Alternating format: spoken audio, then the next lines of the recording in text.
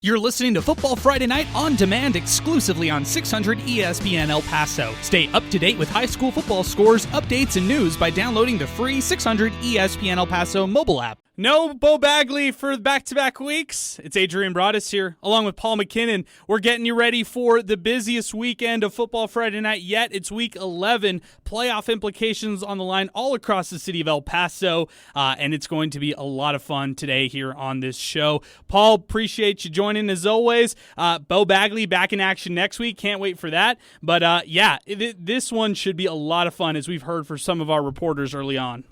Yeah, without a doubt, because there's just so many things going on. In fact, tonight, every game that we have a reporter at, there are playoff implications. If one team wins and the other team loses, or the other team wins and that first team loses, it changes how the playoffs are going to shake out for next week. I'd say one of the few times we really have a better idea of where people are going to be. We know who's going to travel. We know who's still going to be here. The top two seeds in 5A and 4A, well, 4A usually goes neutral. Although, Adrian, this is news.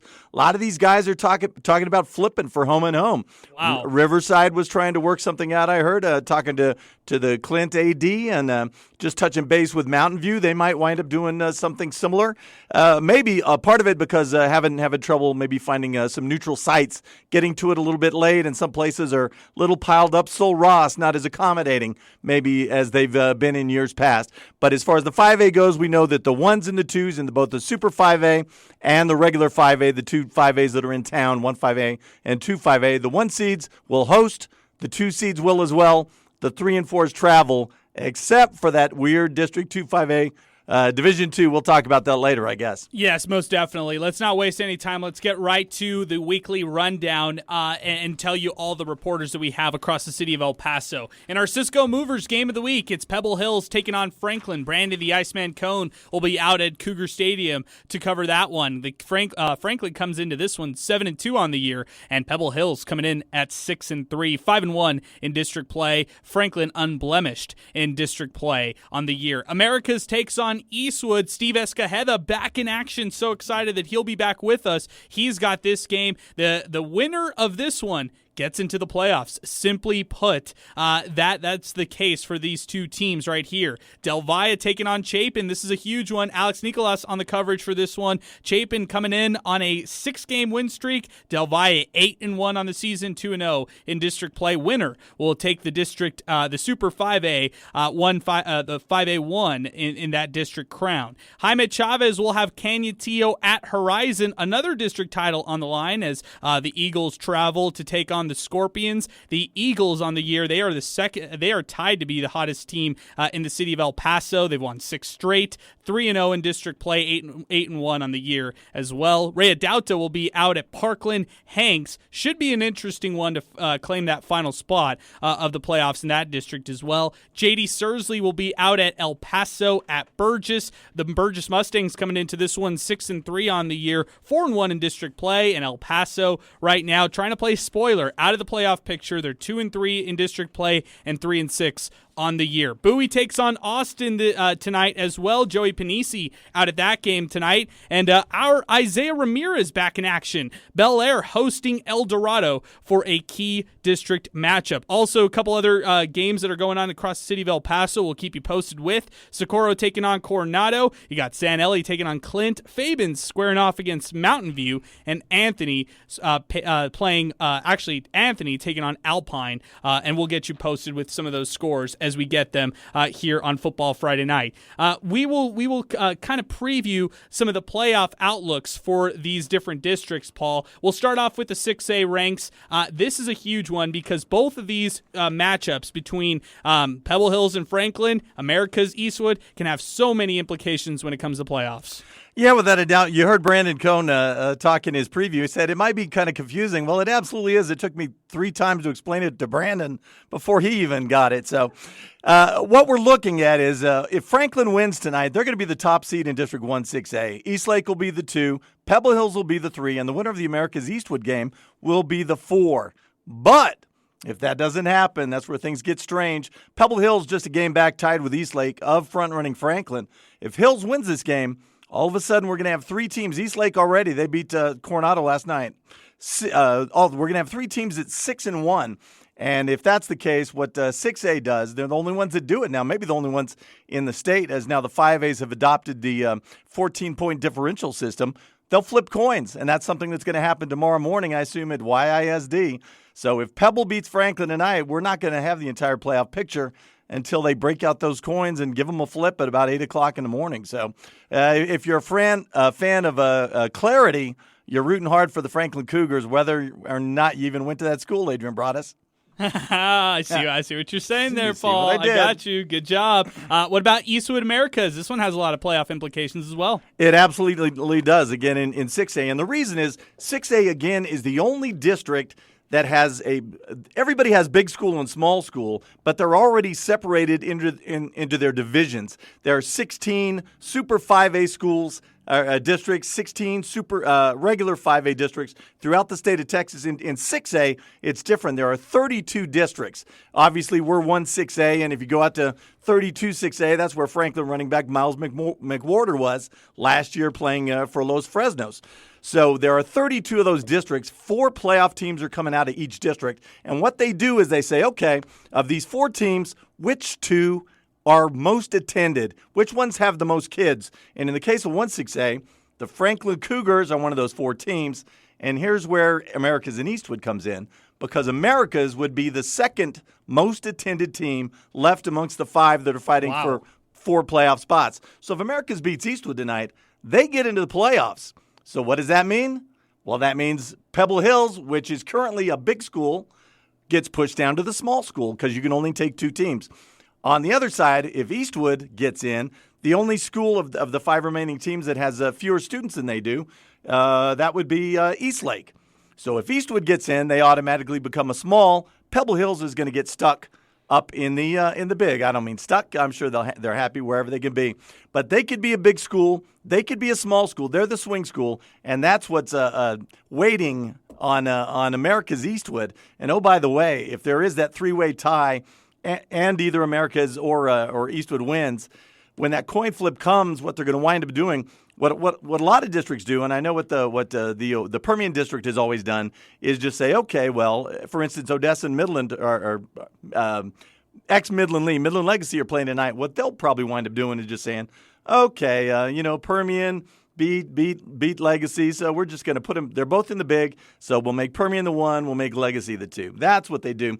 What they're supposed to do, according to a directive from the UIL, talk to all 3 ADs, all 3 of the big ADs in El Paso, and they all agree. What they're supposed to do is seed the teams first. So if we have that 3-way tie, their job is to break the tie with those coin flips. And what could happen is, okay, maybe Franklin wins the flip. If they do, they'll be the 1 seed. And then you take the other 2 teams, Eastlake beat Pebble Hills. That makes Eastlake the 2, Pebble Hills the 3, and whomever wins the Eastwood game becomes the 4th. Well, then after you've seeded them, now you go down the line. Okay, Franklin won the flip. We'll take them, and they're our big 1 seed. And next is Eastlake. Well, they're a small school anyway, so they're the highest rated. They'll become the number 1 small school. To cut to the chase, Franklin could lose to Pebble Hills tonight and get in the 3-way flip tomorrow for first place, win that flip, and still be the number 1 seed in big school. And Pebble Hills, assuming Eastwood wins tonight, would have beaten them and still wind up the 2 seed. And I'm telling you, at least the districts around us, they're not doing that. But this is what our guys are told they're supposed to do, and it's what they're going to do.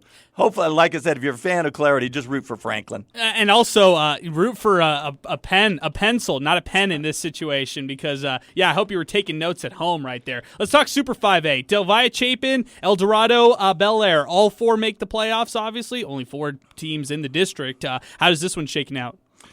Well, yeah, it had to do with, we touched on Tascosa already. Tascosa was going to be the 1 seed. They've been killing everybody all year until they got to Lubbock Cooper last night. Lost their quarterback, B.T. Daniel, but he went down the third quarter nastily, a broken leg. He's going to be done, so, maybe they're like the damaged lamb. I don't know if you call Tascosa that. They usually do pretty well through the region. But no starting quarterback in an offense that loves to grind the football out. So they're going to have a new QB as of next week. So maybe there's a target on them now. But with them going down, they were the 1 seed, and they were expecting to take the loser of tonight's El Dorado Bel Air game. we're expecting them to come up and see them. Well, now it's going to be the winner of El Dorado Bel Air because Tascosa slipped down to the 2 seed with a loss. Lubbock Coronado now becomes a 1 seed. We thought Coronado would probably be coming to El Paso. No longer. They're going to host. They will take the loser of that Dorado Bel Air game as the 1 seed. We told you the 1s and the 2s host, the 3s and the 4s travel, and that's pretty much the way it's going to be. Let's talk a little bit about the 1-5A ranks, and let's start off with Canutillo Horizon. Winner of this game gets the district, but what does this mean for playoff implications? Well, unfortunately, due to what we'll call a gentleman's agreement in the city, 1-5A is really going to get hosed this year. As long as remember, there's a 3-way tie in District 2-5A among. Let's put them in the order that they're ranked, point differential wise. Andrus is the number 1 seed, even though they're all tri-champions, and if they all win tonight, they will all get those nice little trophies. Everybody's a winner these days, I guess. So Andrus the 1 seed, Austin's in that tie also. They'll be the 2 seed, and Burgess in that tie, looking for a 3rd straight district crown. The Burgess Mustangs are. That's never happened in their school history. They would be the 3 seed due to that gentleman's agreement that was brokered in town. Why, I'm not sure. But if you are a district champion, regardless of your seed, we just told you their seeds 1, 2, 3, but they're all district champions. And due to the fact that they are all district champions, they all get to host. The only team in 1-5A that's going to host a bi-district game is the winner of Canutillo Horizon. Wow. Everybody else is going to travel. The loser, if all the 2-5As win again, the loser will travel to Burgess, the 3 seed. That's the loser of Canutillo Horizon. The loser of Canutillo Horizon will go to Mustang Stadium, assuming everything holds to form in District 2-5A. Andrus, Burgess, Austin all win. So, yeah, it's strange. Strange but true. I don't know how much longer this thing will last. If I'm a 1-5A, I'm a little frosty, but hey, you put your name to it.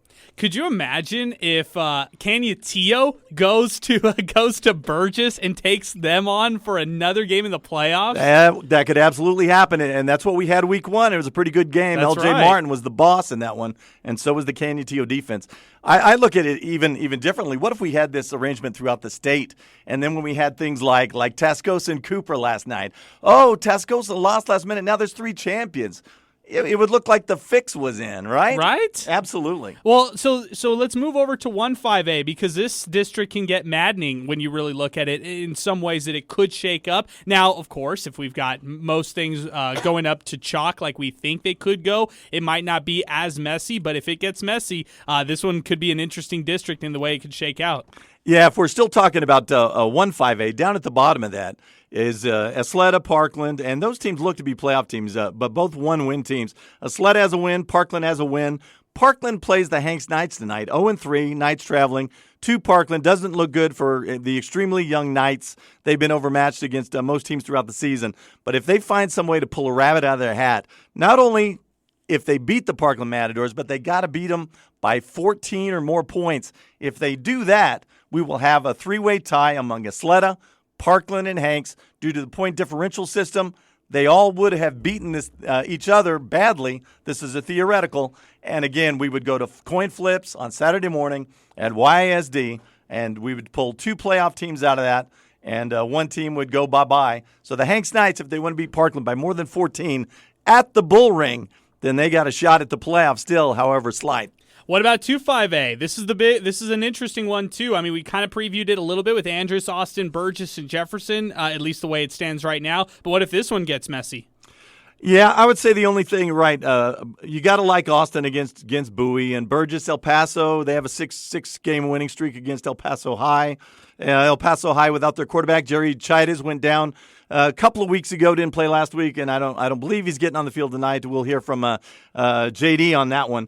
But yeah, Andrus Jefferson's the only one. If Jefferson winds up beating Andrus, again, a pretty big if, at Andrus Eagle Stadium, Andrus would fall from the 1st seed, which we just spoke of, all the way down to the 4th seed. Wow. And Jeff would slide into the 3, and then we would have co-champs, and, that's what 1-5A is rooting for, because they'd get one of those hosted by-district games back. Yeah, most definitely. Well, a lot of great playoff implications on the line, Paul, and a lot of great games that are taking place across the city of El Paso. We're going to waste no time. We're going to take a timeout right now. Then we're going to start doing the roundup and getting to all of our reporters across the city of El Paso. Stay with us as Football Friday Night continues right here on 600 ESPN El Paso.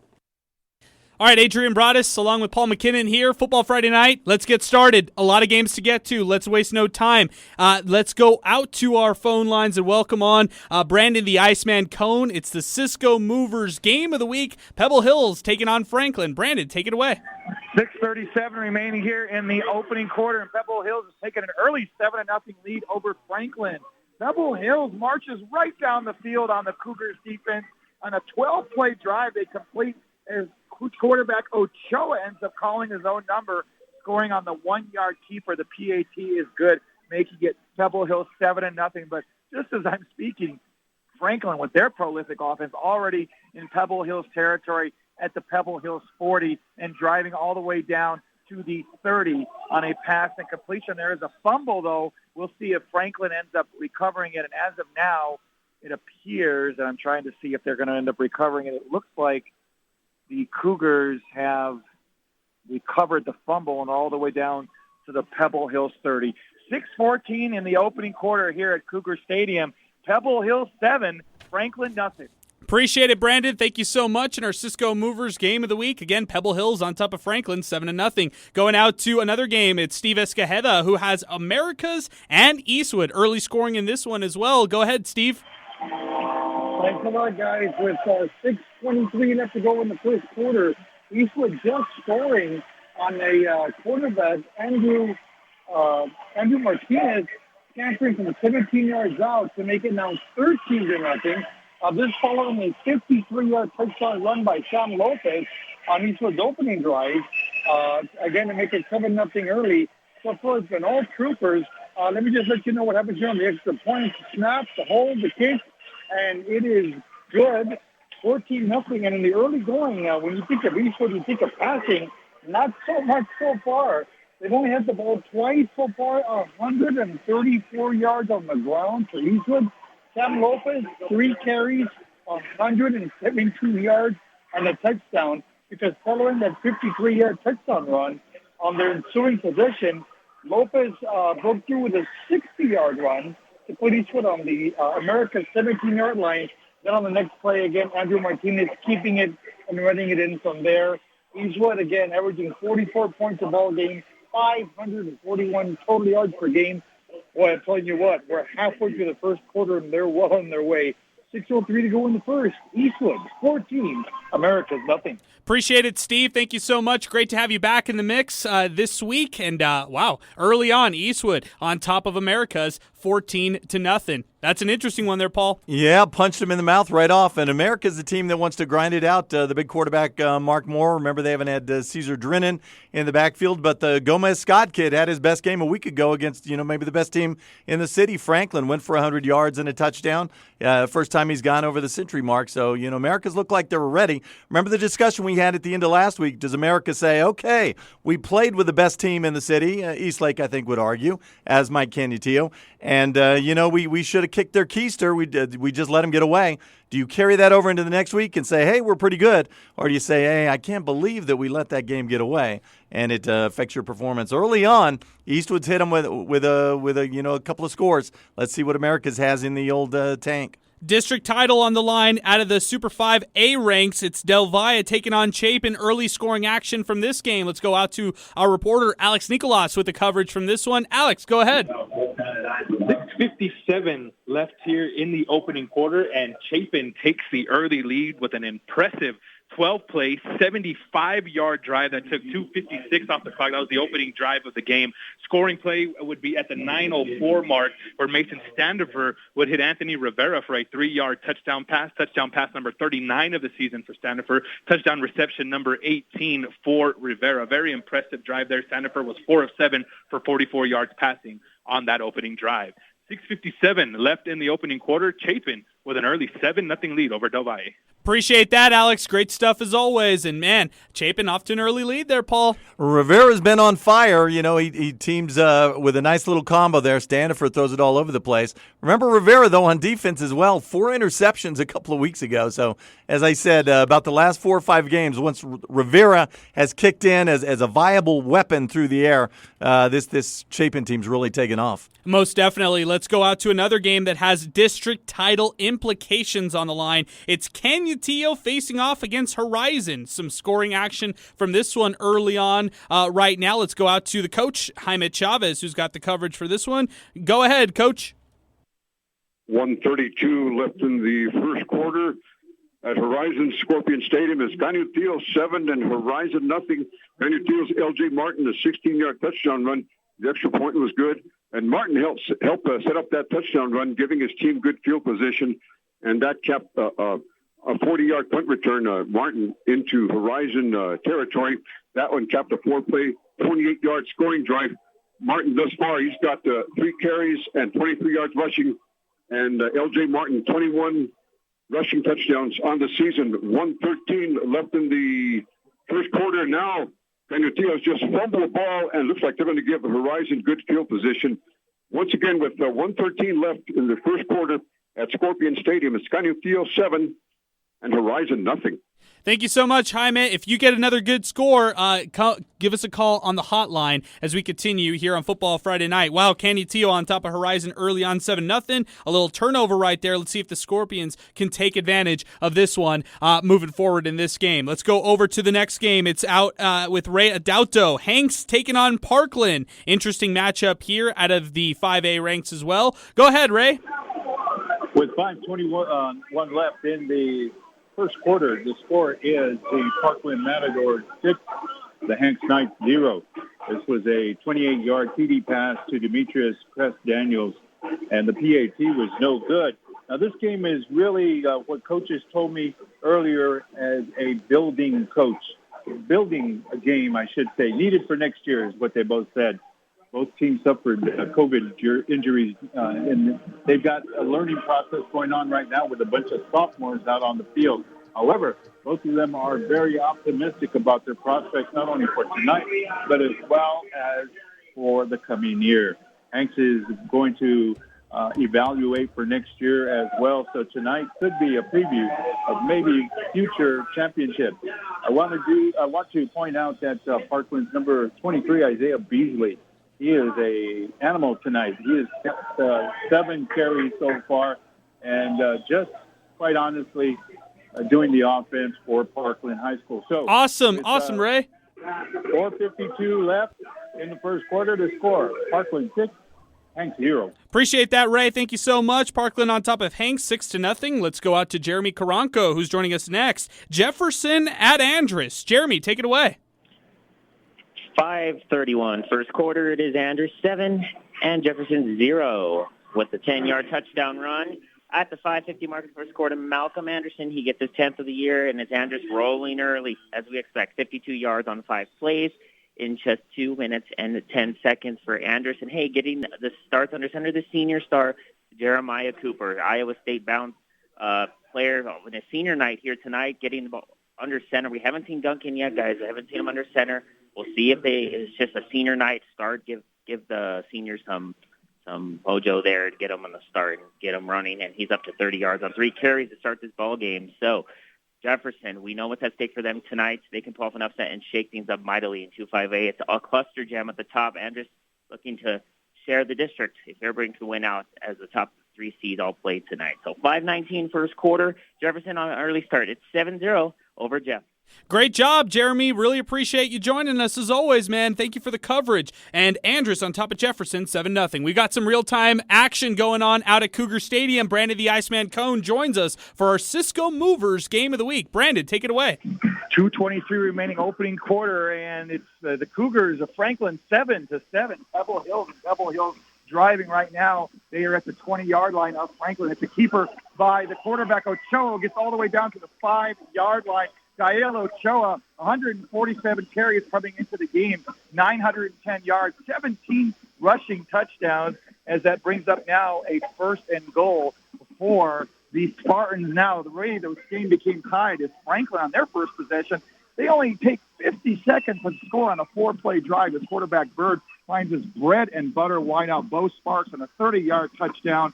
That's 14 touchdowns on the year for Sparks, and they end up tying the game up. And here's another keeper by Ochoa. Ochoa gets down to the 2-yard line. That'll bring up a 2nd and goal. As I was noting, Bo Sparks, a spectacular 30-yard touchdown reception. That's his 14th touchdown of the year, over 1,000 receiving yards, on the season now for Bo Sparks. And Franklin wastes no time. This is going to be a scoring frenzy tonight, folks, as now here we go, as it is Ochoa in the shotgun. He's at the, it's a bad snap, and that snap all the way down to the 15-yard line, and Franklin on top of it. We'll see if they're able to recover it, and yes, they do! Franklin with a huge turnover, horrible snap. The snap goes about 10 yards out of the hands of Ochoa, and the Cougars with a huge turnover, first one of the game. 1:15 remaining opening quarter at Cougar Stadium. We have the Cougars 7, Pebble Hills 7. Awesome stuff, Brandon. Thank you so much. Real-time action coming up for Brandon the Iceman Cone in our Cisco Movers Game of the Week. Pebble Hills 7, Franklin 7. Going back to the phone lines right now, let's welcome on J.D. Sursley for the first time, El Paso, taking on Burgess in this matchup tonight. J.D., take it away. 2:15 left in the first quarter. El Paso High just tried to pull off a fake punt, which terribly did not happen. Mustang Burgess 14, El Paso High 0. The first drive for Burgess, channeling their Philly special, so to speak, Ray Campos with the reverse pass, throwing touchdown to quarterback Andrew Rutledge. And then Travaris Jones being Travaris Jones, already 135 yards for the game, just in 2 drives, with the second touchdown being at 49 yards. 2:06 left in the first quarter, and I do have to mention that Jerry Chayes for El Paso High did start, but 2 previous possessions ago he fumbled, sacked, possibly got re-injured because now Jesus Pena did the last drive. And it is Burgess 14, El Paso High 2:06 left in touchdown Burgess. Wow, so we got another game break touchdown. So now 2 minutes left. Burgess 20, El Paso High 0.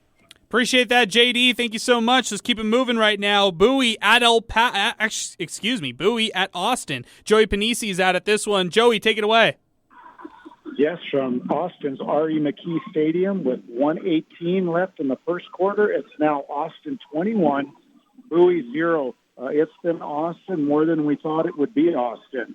Austin started off receiving the kick, 2 plays to Jaden Wilson, their star running back. He got snubbed for a loss. So then Coach Pichardo from Bowie decides to counter to Israel Luna, and he rips off 40 yards on the very next play. Well, the next play after that, Bowie doesn't go for the bait. They give it to Jaden Wilson, and he rumbles in from 31 yards out with 9:53 left. That's Jaden Wilson's 11th touchdown of the season. Then with 6:55 left, from the 10-yard line, they fake the ball to Jaden Wilson and hand it to Israel Luna, and he scampers in 10 yards out on a sweep. That's senior Israel Luna's 6th TD of the season. And then with 3:53 left in the first quarter, Gabriel Lugo, a senior, scored his 2nd touchdown of the year on a 7-yard TD sweep. At this particular point, and Austin just scored again, boys. I missed it. They're getting ready to kick the point after. I'll have that on the next update as to who scored, but it's getting pretty ugly out here. 35 seconds left in the game, and it's 28-0 Austin over Bowie from R.E. McKee Stadium. Appreciate that, Joey. Thank you so much. I think he meant 35 seconds left in the first right there. I would assume. Yeah, most definitely. Hey, we got some real-time action calling in right now. But before we do that, let's get out to our guy, Isaiah Ramirez, back in action. So happy for him coming back with us on Football Friday night. It's El Dorado taking on Bel Air in a key district matchup. Isaiah, go ahead. Thank you, guys. 1 minute and 17 seconds remaining in the first quarter. El Dorado is leading Bel Air 14-0. As Paul mentioned earlier in the show, this game does have playoff implications, with the winner taking the 3 seed and going to play Amarillo Tascosa, with the loser going on to take on Lubbock Cooper on the road. So far in this game, it has been 2 rushing touchdowns for the Aztecs. The first one coming on the first drive by Thomas Nelson Bedson with a 25-yard rushing touchdown. And just before you guys called me, about 3 seconds prior to that, El Dorado scored again on a rush. It was quarterback Quincy Estrada, who's been doing well on the ground tonight for the Aztecs. So far, he has 7 attempts on 49 yards rushing for the Aztecs coming into the game. He had 331 yards, second leading rusher on the team so far. For Bel Air, last week they had a quarterback rotation with Jason Smith and Nolan Moreno going down, so Jason Smith took over. So far in the game, they have put in their leading rusher, Nicholas Chavira, who came into the game with 1,000 yards rushing on the ground. He has been under center thus far for the Highlanders.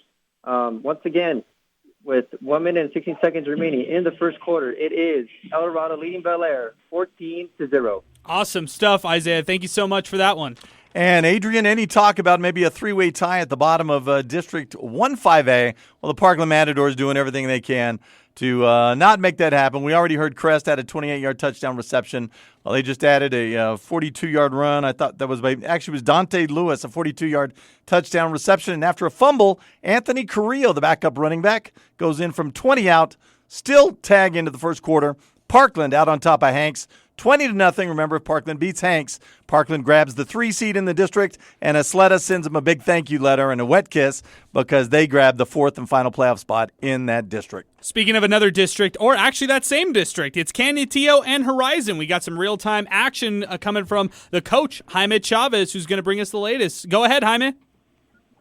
9:25 left in the half at Scorpion Stadium. It is a tie ball game. Canutillo 7 and Horizon 7. Canutillo running back LJ Martin has a 16-yard touchdown run, his 21st rushing touchdown of the season. And then Horizon comes back after Canutillo fumbles at their own 30. Horizon cashes in as quarterback Jacob Quijas fires an 8-yard touchdown pass to Ernie Garcia.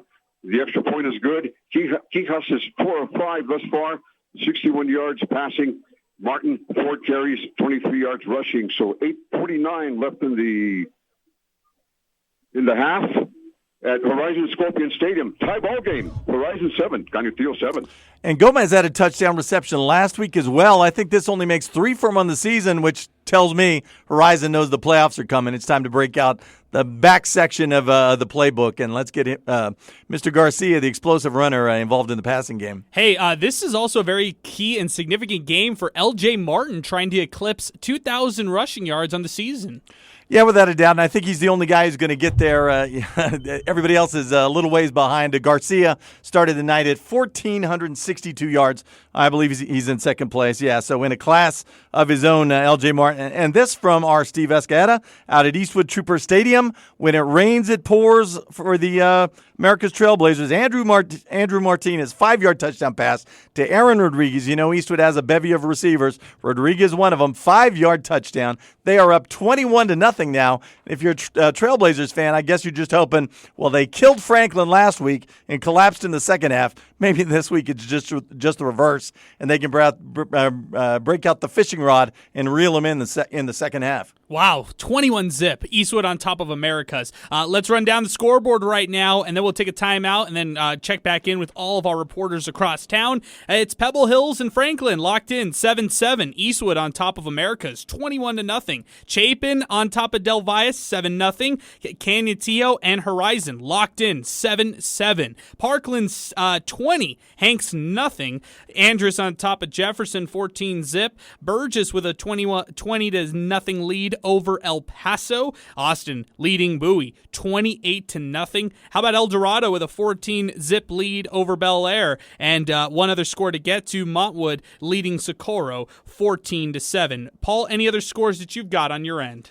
Well, the only thing we can throw some quick out-of-town scores at you. Obviously, last night Abilene beat San Angelo Central in District 2 6A, 49-14. All that means is they get themselves into a 3-way tie. If Permian winds up beating Legacy tonight, Legacy the front runner, they're in Franklin's position. They win and everything's cut and dried. If Permian beats Legacy, then we got a 3-way. As I said, Abilene got there. Other places, District 2 5A, you heard Tascosa lost to Lubbock Coronado, 48-29. Those guys swapped seedings. Coronado moves to 1. Tascosa falls to 2. Poor Amarillo. Idle Amarillo only lost 1 game this year. With that loss by their buddies, Tascosa, both from Amarillo, they have to wind up traveling. They'll come to El Paso to get the loser of tonight's Chapin-Del Valle game. Elsewhere, Caprock up in Lubbock, 17-10. Caprock's the 4th seed, 20-10. Paladuro on top of Monterey. Boy, what a lost year for Monterey. down to 3-5A, Lubbock Cooper, 35-0 all over Randall. They're going to win that district. Wiley, not on Ryder. Ryder's up 24-0. Man, I can't even read my own stuff. Wichita Falls Riders ahead, but I got a big 0 at what I'm looking at. That's not the score I saw. And the one that matters when we get down to the 4As, Fort Stockton, the leaders in District 2 4A, have a 22-14 lead over Andrews. Ooh. If Andrews beats Fort Stockton in that one, Stockton 2-0, Andrews 1-1, got hammered by Big Spring a couple of weeks ago. But if Andrews finds a way to get past Fort Stockton, Big Spring becomes the 1 seed, takes Fort Stockton's place. Andrews grabs the 2. Fort Stockton slides all the way down to 3. The only one we know for sure, Lakeview, will be the 4th seed, and they will play the district champion 1-4A Riverside Rangers. Thank you to Longhorn Distributing for bringing us our out-of-town scoreboard, the only hot seat dealer in West Texas and southern New Mexico. They're your source for cleaning equipment, service, and supplies. Longhorn Distributing, located at 5516 East Paisano Drive here in El Paso. We're going to take a timeout right now. When we come back, more reports, more live scores. Football Friday Night continues right here on 600 ESPN El Paso. All right, welcome back to Football Friday Night. Week 11, regular season finale. We've got Angel Munoz in the booth, our fall intern, Paul MacKinnon, Adrian Broaddus here on the show as well. Actually, let's go out to the phone lines right now and welcome on Brandon the Iceman Cone in our Cisco Movers game of the week. Pebble Hills on top of, actually, it was Pebble Hills and Franklin squaring off against each other. Last time we checked, this game was tied 7-7. Let's go back out to Brandon the Iceman Cone to see if anything has changed. Brandon, take it away. 7:30 to go here in the opening half, and it has changed as we have Pebble Hills with a 10-7 lead now over Franklin as their kicker, Mauricio Dominguez, ends up booting a 22-yard field goal to give the Spartans the 3-point edge in this particular contest. The Spartans end up getting all the way down close to Franklin's scoring territory there, but then the Cougars defense really steps up, forcing the Spartans to kick that 22-yard field goal. It is a great game here in far west El Paso. Again, the District 1 6A title on the line here. 7:30 to go, opening half, and now Pebble Hills has a 10-7 lead over Franklin. Thank you so much, Brandon. Really appreciate that. Wow, Franklin, playing well on defense, but Pebble Hills still be able to move the ball.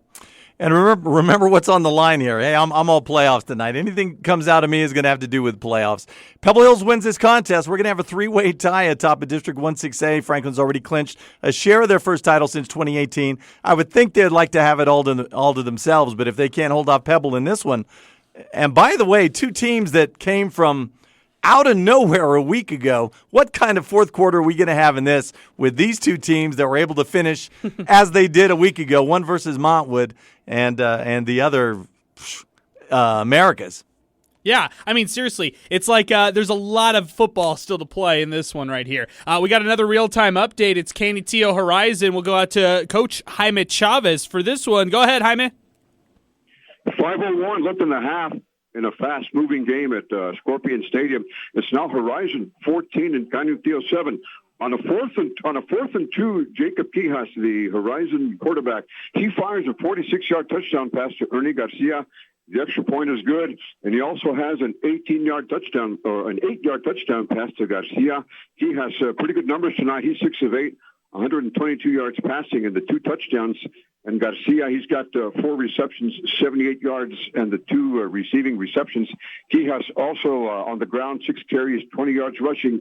And Canutillo's score, that's by L.J. Martin, the running back, a 16-yard touchdown run. Martin tonight thus far, 5 carries, 27 yards rushing. So we've got 5:01 left in the half at Scorpion Stadium. It's Horizon 14, Canutillo 7. Appreciate it, Jaime. Thank you so much. So, Adrian, we've been watching Canutillo shut down running games all season long. Didn't matter who came in there. Tavares Jones, what a terrific player he is. Yeah, not against Canutillo D. 50 yards. Chavarria was coming off Nick Chavarria 300-yard game against Burgess, and they held him to under 50. The only guy who's Christian Martinez, the other one, 15 carries, 21 yards for Del Valle as they shut him down. The only guy who's gone for over 100 yards versus that Canutillo defense this year, the Orive kid from Eastlake, which, by the way, he went for 130. That's not a lot in a high school or college game. But I think, not ironically, that's the only game that Canutillo lost this year. What does Horizon do coming into this one? Do we bang our heads into a wall and try to attack that Kenny Teal run defense with Ernie Garcia? No. We're going to throw it to him instead. I told you 2 touchdown receptions coming into the contest. He's already got 2 more here in a little over a quarter. Horizon and Paulo Melendez, a guy you'd think would want to grind it out. They're thinking their way through this one, and so far, so good. We'll see how that Kenny Teal defense adjusts. Horizon leads at 14-7. More scores to get to right now. Last time we checked, Eastwood was on top of America's 21-zip. Let's see if anything has changed. To go out to our reporter, Steve Escajeda, for the coverage of this one. Go ahead, Steve. Well, we changed a little bit. We've got 10:34 to go here in the second quarter. It is now Eastwood 28, America's nothing. Quarterback Andrew Martinez throwing his second touchdown pass of the ball game.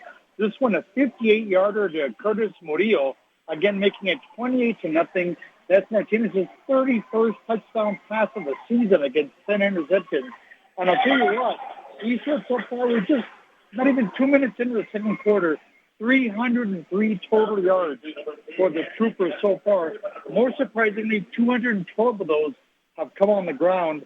So far, Andrew Martinez for Eastwood, 6 out of 8 through the air for 91 yards, 2 touchdowns.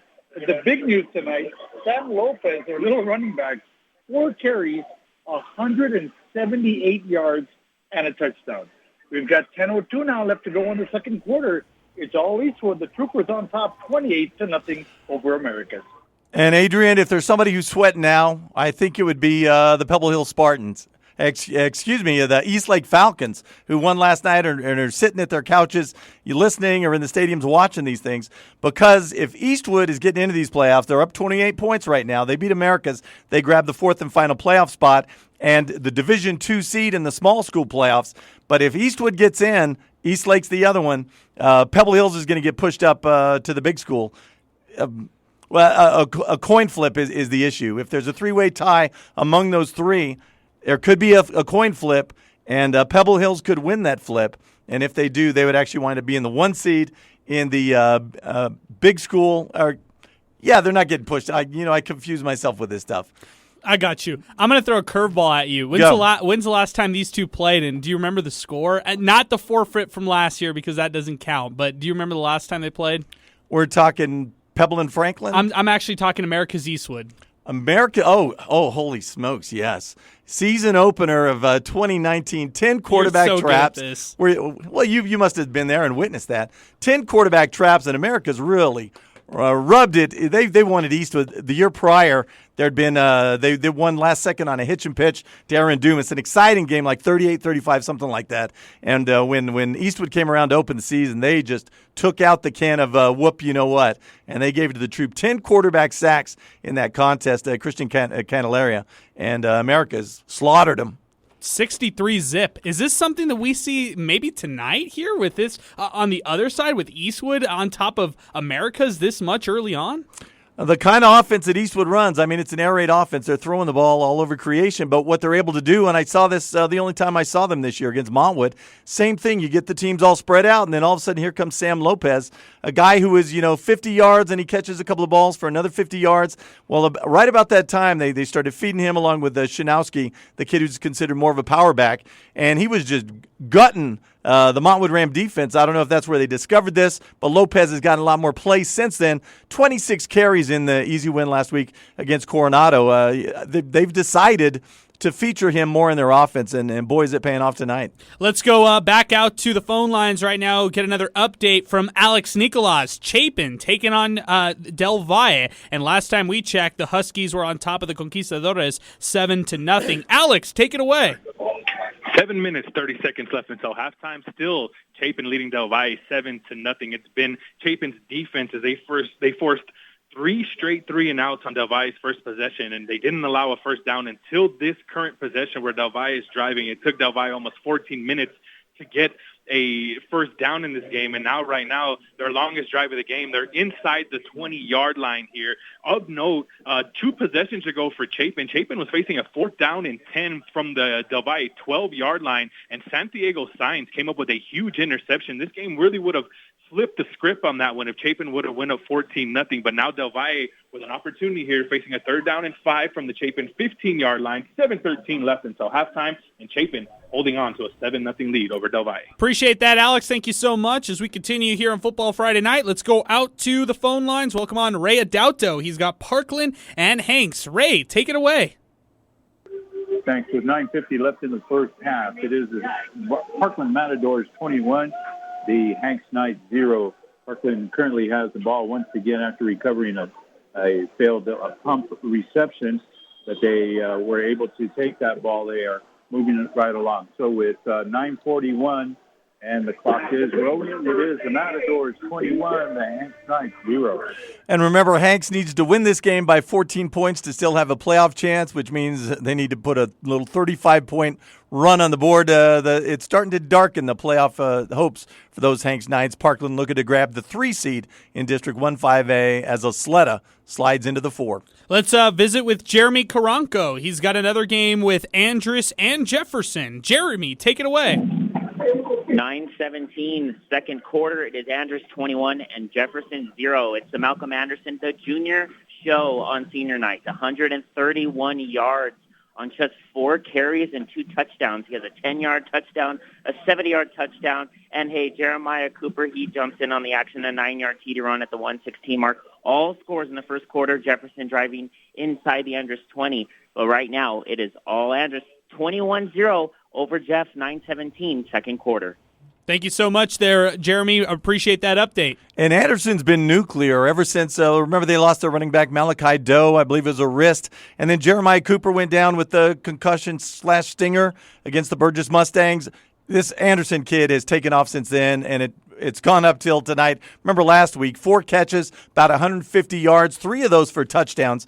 And remember the week he had like 6 touchdowns, and 2 of them one of them was an interception return. So this kid has just not stopped. Once Cooper was unavailable and Doe went down, this kid has really been there for the Andrews Eagles. He's been their MVP all year long. Most consistent player, no doubt. No doubt. Most definitely. We got another real-time update. It's Canutillo and Horizon. This game is just back and forth. Let's join Jaime Chavez for another update of this one. Jaime, take it away. 2:29 left in the half. It is Horizon 14, Canutillo 13. Canutillo quarterback Devin Granados. He just had a 25-yard touchdown run, but the extra point was blocked. Luis Sancido's attempt, the extra point is blocked, thus leaving the score at 14-13 in favor of Horizon. Horizon quarterback Jacob Quijas, he's got a pair of touchdown passes of 46 and 8 yards to Ernie Garcia. Quijas, 6 of 8 tonight, 122 yards passing. LJ Martin, also a 16-yard touchdown run for Canutillo. Martin, 7 carries, 43 yards rushing. 2:05 left in the half. At Scorpion Stadium, it's Horizon 14, Canutillo 13. Wow, it's a back-and-forth contest right there, Paul. 14-13 right there. And you know, for the Eagles, they of course want to get this victory, but for the Scorpions, why not play spoiler? Why not continue their this season that's been pretty special for them? And the deeper a game like this goes, the more pressure there is on the expected winner, the overdog, the Canutillo Eagles. So 14-13, but they did answer, no extra point, but they did answer Horizon getting their nose out in front. And I'll just tell you, playing at Horizon, I think that's a tough place to go. It's a great place to watch a game, but if you go there, man, you're lucky if you come out of there with your life. I love that right there. We got some real-time action right now. Angel, who do we got on line 1 who's just called in? We have Isaiah on line 1. Perfect. Let's do it. Let's jump out to Isaiah, who's got right now. He's got El Dorado and Bel Air. Isaiah, take it away.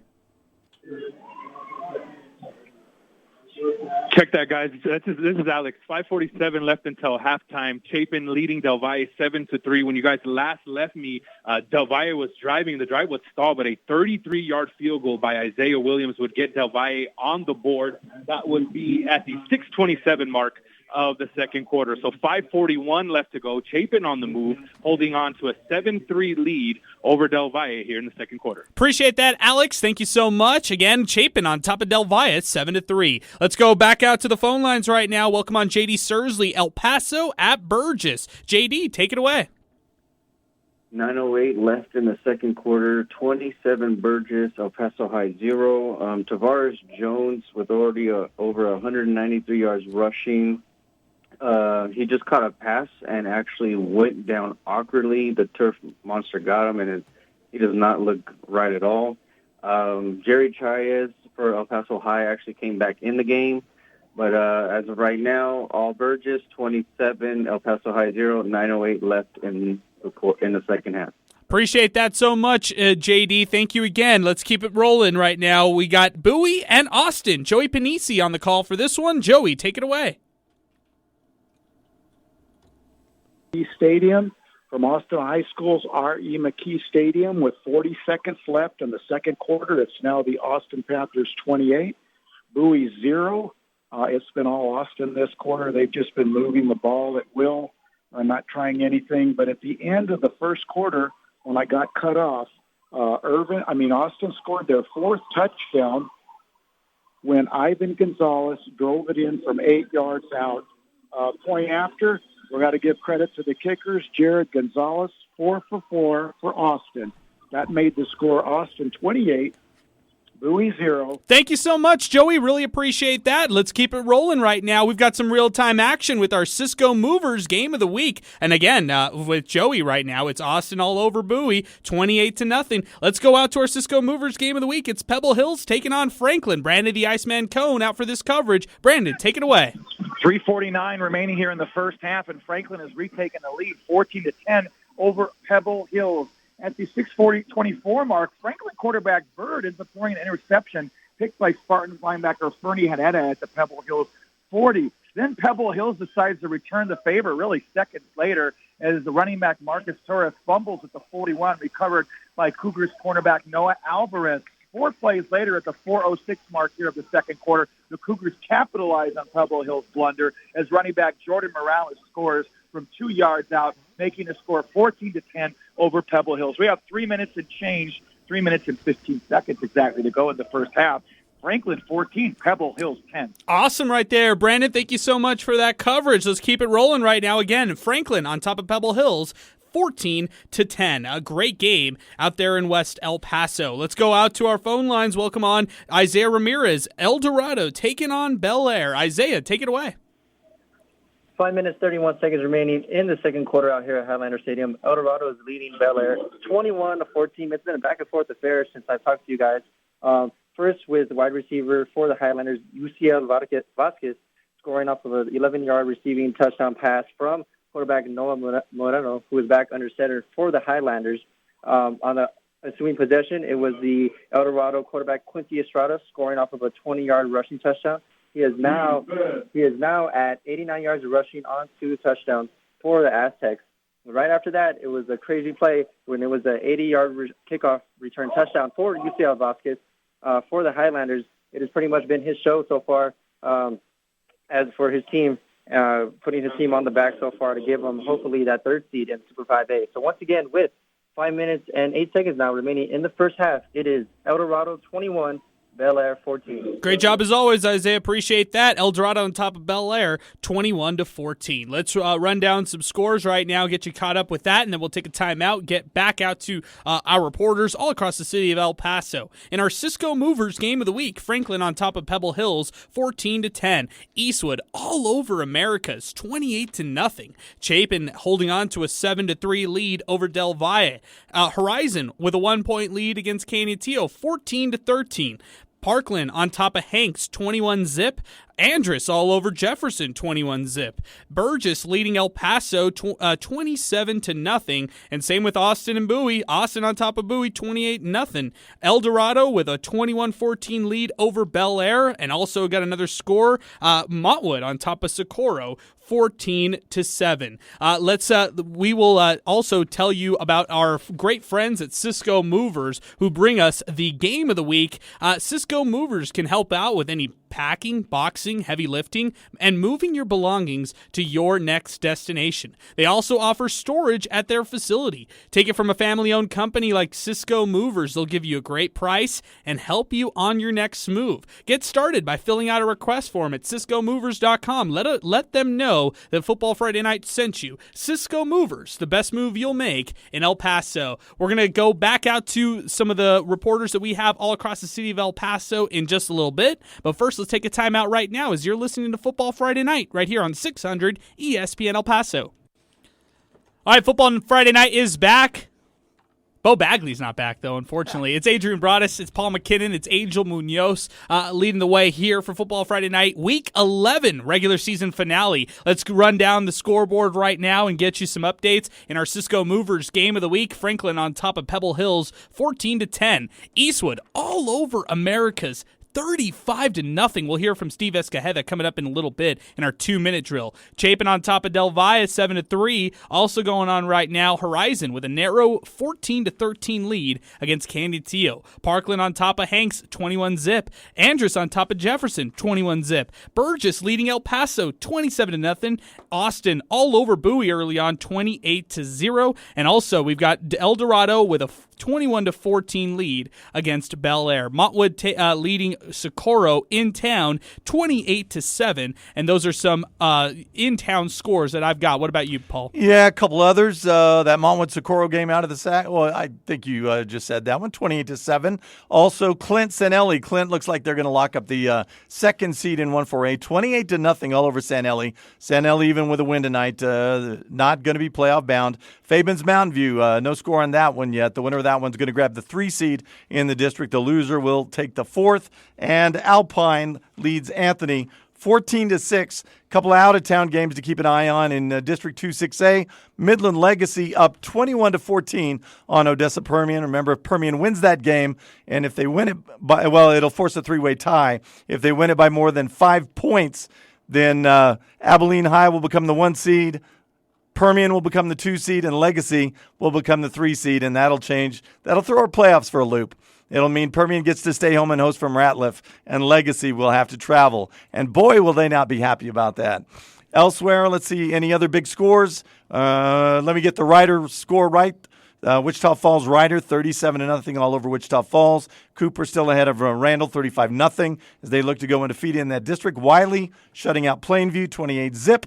And in District 2-4A, again a big one, Andrews, 1-1, only 3-6 on the season. Up on 8-1, 2-0 Fort Stockton, 35-28. Wow. Fort Stockton currently the 1 seed. They're 2-0 in the district. If Andrews wins this contest, Big Spring will leapfrog all the way up into the 1 hole. Andrews will become the 2. Fort Stockton will fall to the 3 seed. And Lakeview, of course, down at the 4. We already know Riverside and Lakeview are going to hook up. And it looks like Clint, if things hold up though the way they are, would wind up running into Fort Stockton, and I know they wouldn't be looking forward to that. After our show, you can check out 600ESPNElPaso.com for recaps, photos by Prep 1, and final scores for Football Friday Night. Make sure to subscribe to Football Friday Night on demand for the replay of each show and our weekly podcast. Follow Football Friday Night on demand, and it's available wherever you get your podcasts. Let's jump out to the phones right now. Let's get some scoring updates across the city of El Paso, and we'll start off with our Cisco Movers game of the week in our 2-minute drill. It's Brandon the Iceman Cone out for Pebble Hills and Franklin. Brandon, take it away. 2 minutes to go here in the opening half, and Franklin has a 14-10 lead over Pebble Hills. Now, it's worth noting that Pebble Hills just tried to score and ultimately fell short. They ended up converting a 4th down, thanks in part only to a penalty on Franklin, a pass interference call, but they were not able to score. There is an injury, so we have 2 seconds to go opening half, and more than likely Pebble Hills will at least get a field goal out of this. It's Franklin 14-10 over Pebble Hill. Thank you, Brandon. Let's keep it moving right now and welcome on Steve Escajeda. It's America's taking on Eastwood. Steve, take it away. We've got 1:14 to go here before halftime, and boy, oh boy, is it all Eastwood. The Troopers on top of America's 42-0. Big man on campus, well, there's quite a few, but we'll talk about one right now. Quarterback Andrew Martinez, 11 out of 14, 200 yards, 4 big touchdowns. The last one coming on a 35-yarder to Curtis Murillo, his second touchdown catch of the ball game. It's all Eastwood so far here at Trooper Stadium. We're less than a minute to go before halftime. Eastwood, 42. America's nothing. Hey, Paul, I want to jump in on this one real quick because Eastwood has bounced back after losing 4 of 5 games in the middle of the season. Andrew Martinez eclipses the 3,000-yard mark on the passing ranks. Huge for the senior there. And who's he throwing to? Curtis Maria with a couple of touchdowns. Of course, his brother Carson, a senior, one of the better D-backs in this town. But Curtis Maria leads the city in catches. I think it was 71 coming into this contest. But usually it's, he's a possession guy. Those little slants, and there's 7 yards, there's 8 yards, there's 9 yards. Not tonight. Maria traveled in the superhighway. I know he already had a 42-yard touchdown reception before the one just added. So, wow, Eastwood, man, they are in fifth gear. Let's go out to Alex Nicolas, another district title on the line between Del Valle and Chapin. Alex, take it away. 14 seconds left until halftime. Chapin still leading Del Valle 7-3, and it's defense, guys. The last report that I have for you is that Mason Standerford threw his second interception of the ball game. That was to Brandon Zayas, who's now picked off 3 passes on the season. 9 seconds left until halftime. Chapin 7, Del Valle 3. Thank you so much, Alex. Really appreciate that. Also want to mention this. How about this one right here? Del Valle has forced 17 turnovers on the season, Paul. This is a team that loves to force those turnovers. Yeah, and I like the back end of their defense. I got to see them once week 3 when they beat Americas. The linebackers and the safeties and the D-backs really rallied to the ball well. I think where you can get them is you can grind them down, 3 yards, 4 yards at a time, attacking the defensive line. But like I said, the second and third wave are as good as anybody's in this town. By the way, remember what's on the line in this one. The winner gets to host Amarillo High in the Super 5A by-district playoffs. Let's go out to Horizon and Canutillo, another great one. The coach, Jaime Chavez, out at this game. Coach, take it away. Halftime on El Paso's far east side. It's Horizon 14 and Canutillo 13. Horizon quarterback Jacob Quijas, 2 touchdown passes of 46 and 8 yards to Ernie Garcia.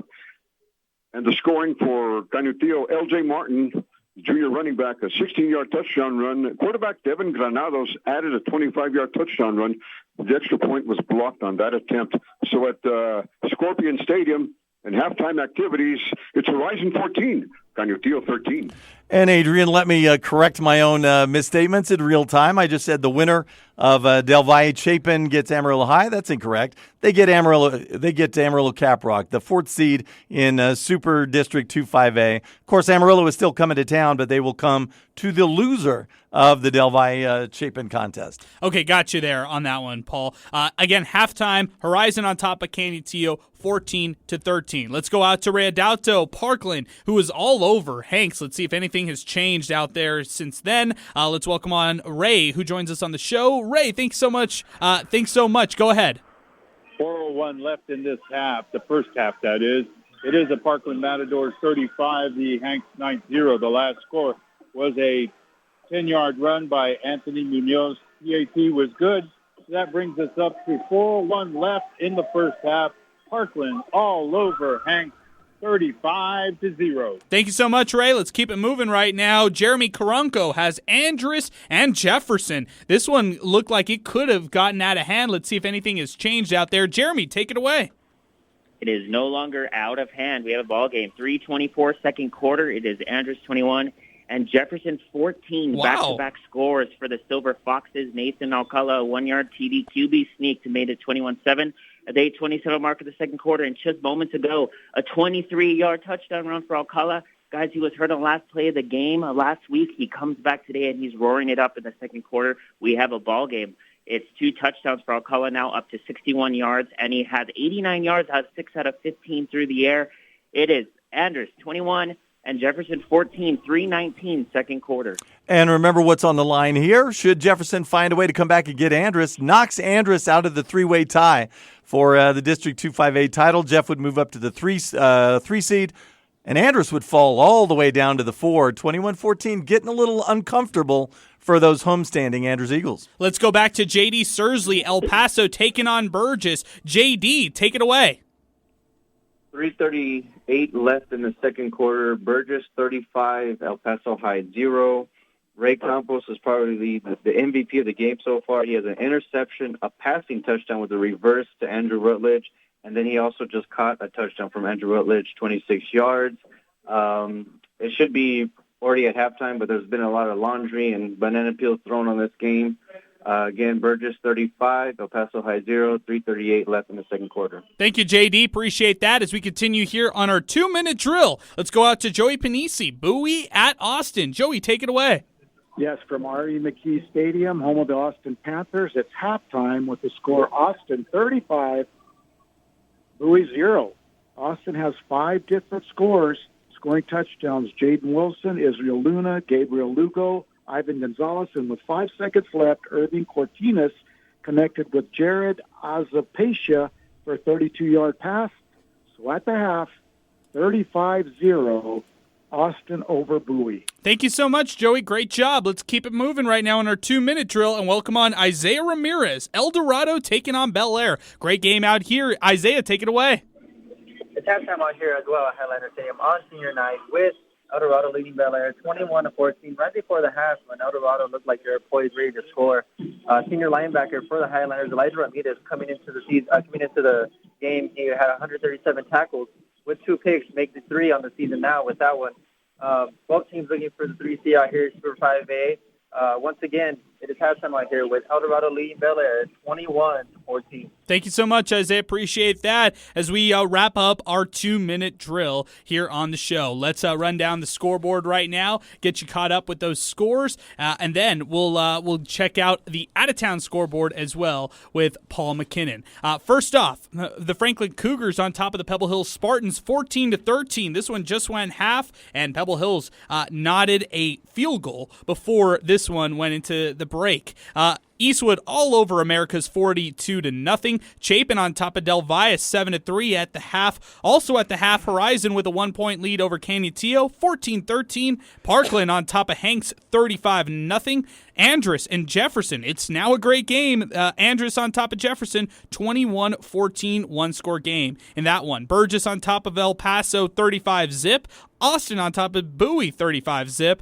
El Dorado holding on to a 21-14 lead against Bel Air. And that's all the scores I've got right there, Paul.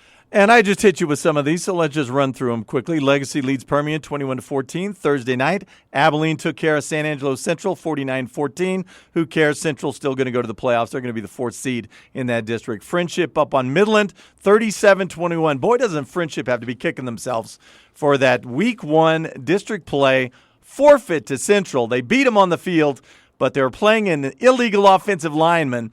Got kicked out the previous week against Amarillo, and they played them the following week against Central.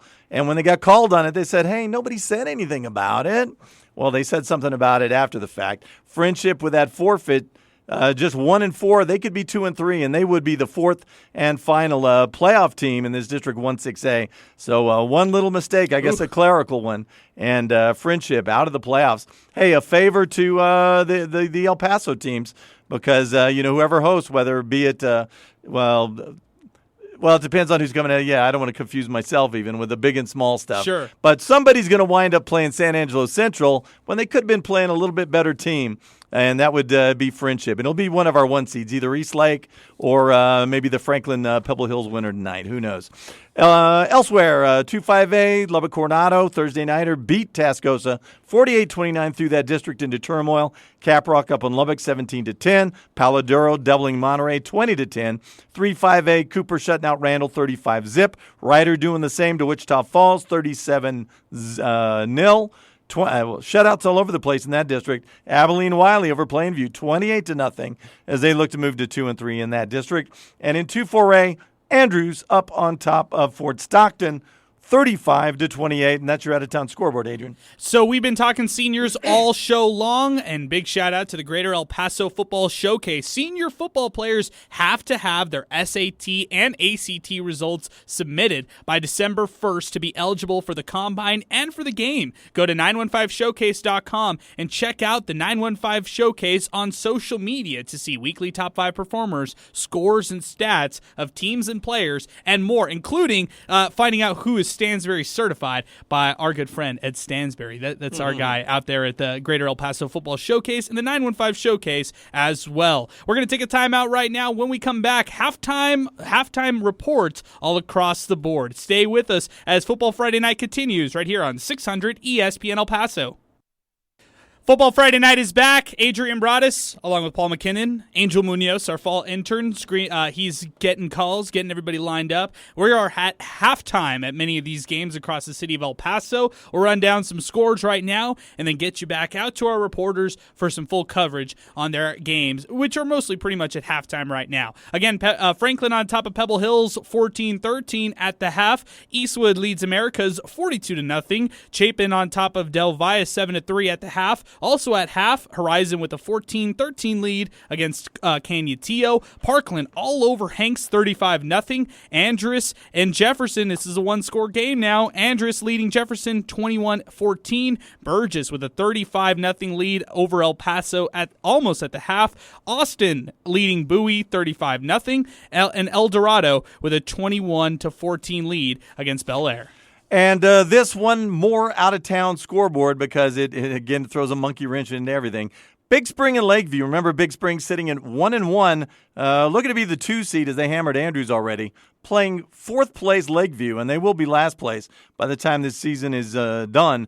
Big Spring and Lakeview at San Angelo Lakeview. That game tied at 21 at the moment. The reason that's big, if Lakeview finds a way to get past Big Spring, the winner of the Andrews-Fort Stockton game will be the number 1 seed and district champs in 2-4A.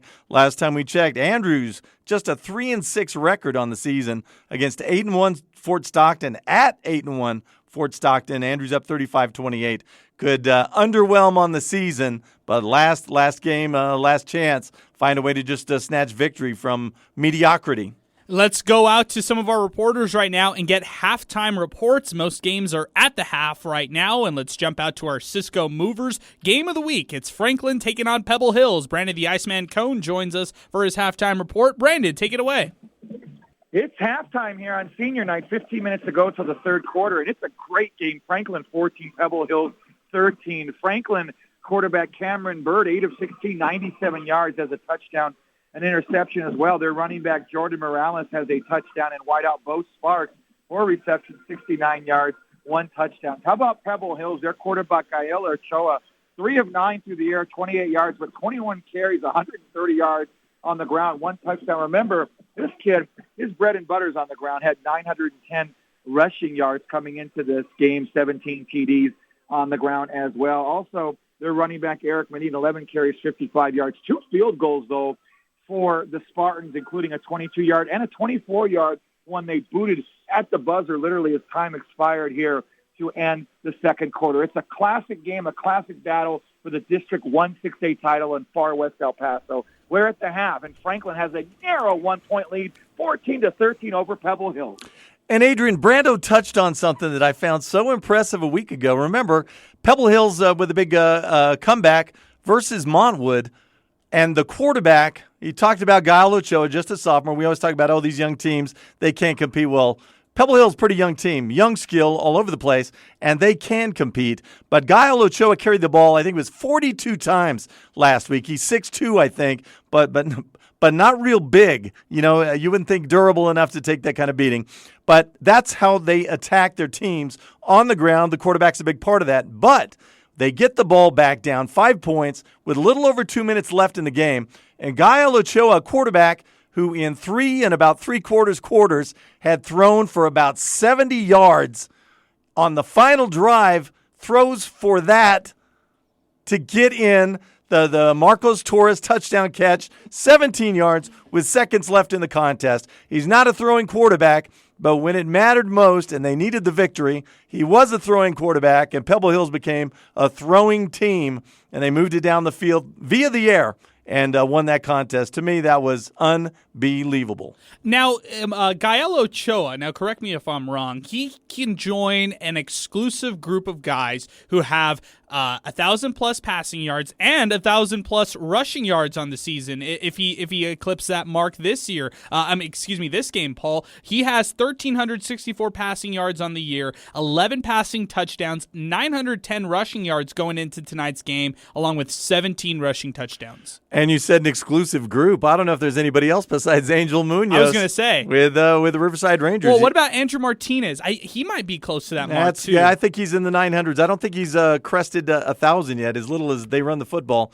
But you're right. He is the he is the ground game for the Eastwood Troopers until the last month anyway, when Sam Lopez suddenly leapt into the breach. What is he, 700? Yep, that's exactly right. Attaboy. And then how about this one? Jacob Kios can also be in the mix. He came into this game tonight 930, right? Yep, that's right, 930, and he can eclipse that mark too. 1,000 pass, 1,000 rush. And remember, they don't just have this week to do it. By district is right around the corner. So if Jake Kios, if you only go for about 65 tonight, don't feel too bad. If you don't get it this week, I'm guessing you will next. Most definitely. Let's jump out to our next game. It's America's at Eastwood. This one got ugly in the first half. Let's go out to Steve Escajeda, who's got the coverage on this one. Steve, take it away. Well, the scenario for this game is pretty simple. The winner of this game goes to the playoffs, and the loser stays home. And at halftime here at Eastwood, there's very little doubt who's going to be playing next week in the playoffs, as the Eastwood Troopers lead Americas 42-0 here at Trooper Stadium. For Americas, we'll give you some stats here. The quarterback, Mark Moore, 4 out of 5 to the air for just 32 yards. He has carried the ball 10 times for 81 yards. Sandante Gomez Scott, 5 carries for 36 yards. And that's been about it for their offense. Not much at all tonight. For the Eastwood Troopers, they were led on the ground by Sam Lopez. 9 carries for 199 yards and a touchdown. In fact, he's had a 60-yard run and a 61-yard run. Neither one of those going for touchdowns. How about that? Okay. He also has one for a touchdown that went 53 yards. Quarterback Andrew Martinez, 11 out of 14, 200 yards on the night. 4 big touchdown passes, giving him 71 now for his career. His top 2 receivers in that first half, Curtis Murillo, 6 catches, 142 yards, a couple of touchdowns, and Aaron Rodriguez, 4 catches, 46 yards. He also had a score. Team-wise, Americas had 144 total yards in that first half. Eastwood, 453 first half total yards, 253 on the ground, 200 through the air. And to put this thing in perspective, Eastwood had the ball 6 times in that first half, scoring a touchdown all 6 times. We're at halftime. We're about 10 minutes away from the third quarter kickoff. It's all Eastwood, the Troopers, over Americas, 42-0. And I don't think Sam Lopez has ever had a 200-yard game. Came close last week, 26 carries, 170-ish, 180 yards, something like that. But they're riding this horse, and boy, all of a sudden – Adrian, you brought up a great point. We talked earlier. The last time these two teams got together, back in 2019, season opener, and Americas smashed the Eastwood Troopers 63-0. You think with this 42-0 lead at halftime, the Troops looking to let up anytime soon? No. I'm taking the over. I just was texting with Alex Nicolas off air. I'm taking the over at 63 points. I think the over-under we need to look at is the all-time scoring, which Eastwood tied a couple of weeks ago, tied the old Socorro record of 88 points. They put 88 on the board. Does that record, most points scored by an El Paso team, does that fall tonight? Wow, that's a great one. If Julio Lopez has his way about it, probably does. I'm actually now way more intrigued about this game. We need more updates on this one. Hey, let's go out to Alex Nicolas, Del Valle, and Chapin. This is a great one going on right now. Alex, take it away. The District 1-5A D1 championship game is at halftime, and it's Chapin leading Del Valle 7-3. And if you're a Chapin fan, and you hear the stat update that I'm about to give you, you have a sense that Chapin should be up in this game, maybe 21-3, maybe 28-0, maybe even 21-0. But missed opportunities, and credit to the Del Valle defense. Both defenses just bringing blitzes from every possible angle out of their odd man fronts, and it's made for an interesting first half, low-scoring first half. But Chapin on the stat sheet has dominated Del Valle, 214 total yards to 77 for Del Valle. I have Chapin with 17 first half first downs, just 4 for Del Valle. Mason Standifer, 36 pass attempts in the first half. He's completed 15 of them. I have him for 156 yards, a touchdown, and a pair of interceptions, one by Santiago Sainz in the end zone, and then the other one was also in the red zone. Brandon Tellez Zeke Pastran was wide open in the middle of the field. Standifer threw it too high, tipped off his hands, and a diving interception there by Brandon Tellez. For Del Valle, we've seen this a few times this year, fellas. Slow first half starts. Interested to see what they're going to do in the second half. You go back to that Coronado game, you go back to the Canotillo game where they had similar stats as this. Jesse Ramos, 5 of 11 passing, 39 yards, Del Valle, again, with 77 total yards, but 39 of those came on the last drive on a single rush by Jesse Ramos. So a lot of adjustments need to be made right now by Del Valle because Chapin's defense is getting after it. Can't really single out anybody on the Chapin defense. It's literally a team effort. One guy that is standing out, though, for Chapin is Maurice Jenkins, their outside backer. He's having himself a great ball game here in the District 1-5A D1 Championship halftime, and Chapin holding on to a 7-3 lead over Del Valle. Thank you so much, Alex. Really appreciate that. I like the fact that Alex mentioned some of the closer games that Del Valle has been in this year. Now, remember that Coronado game? That was super low scoring. Right. Second half adjustments come in for the Conquistadores. They come up with that 27-7 victory.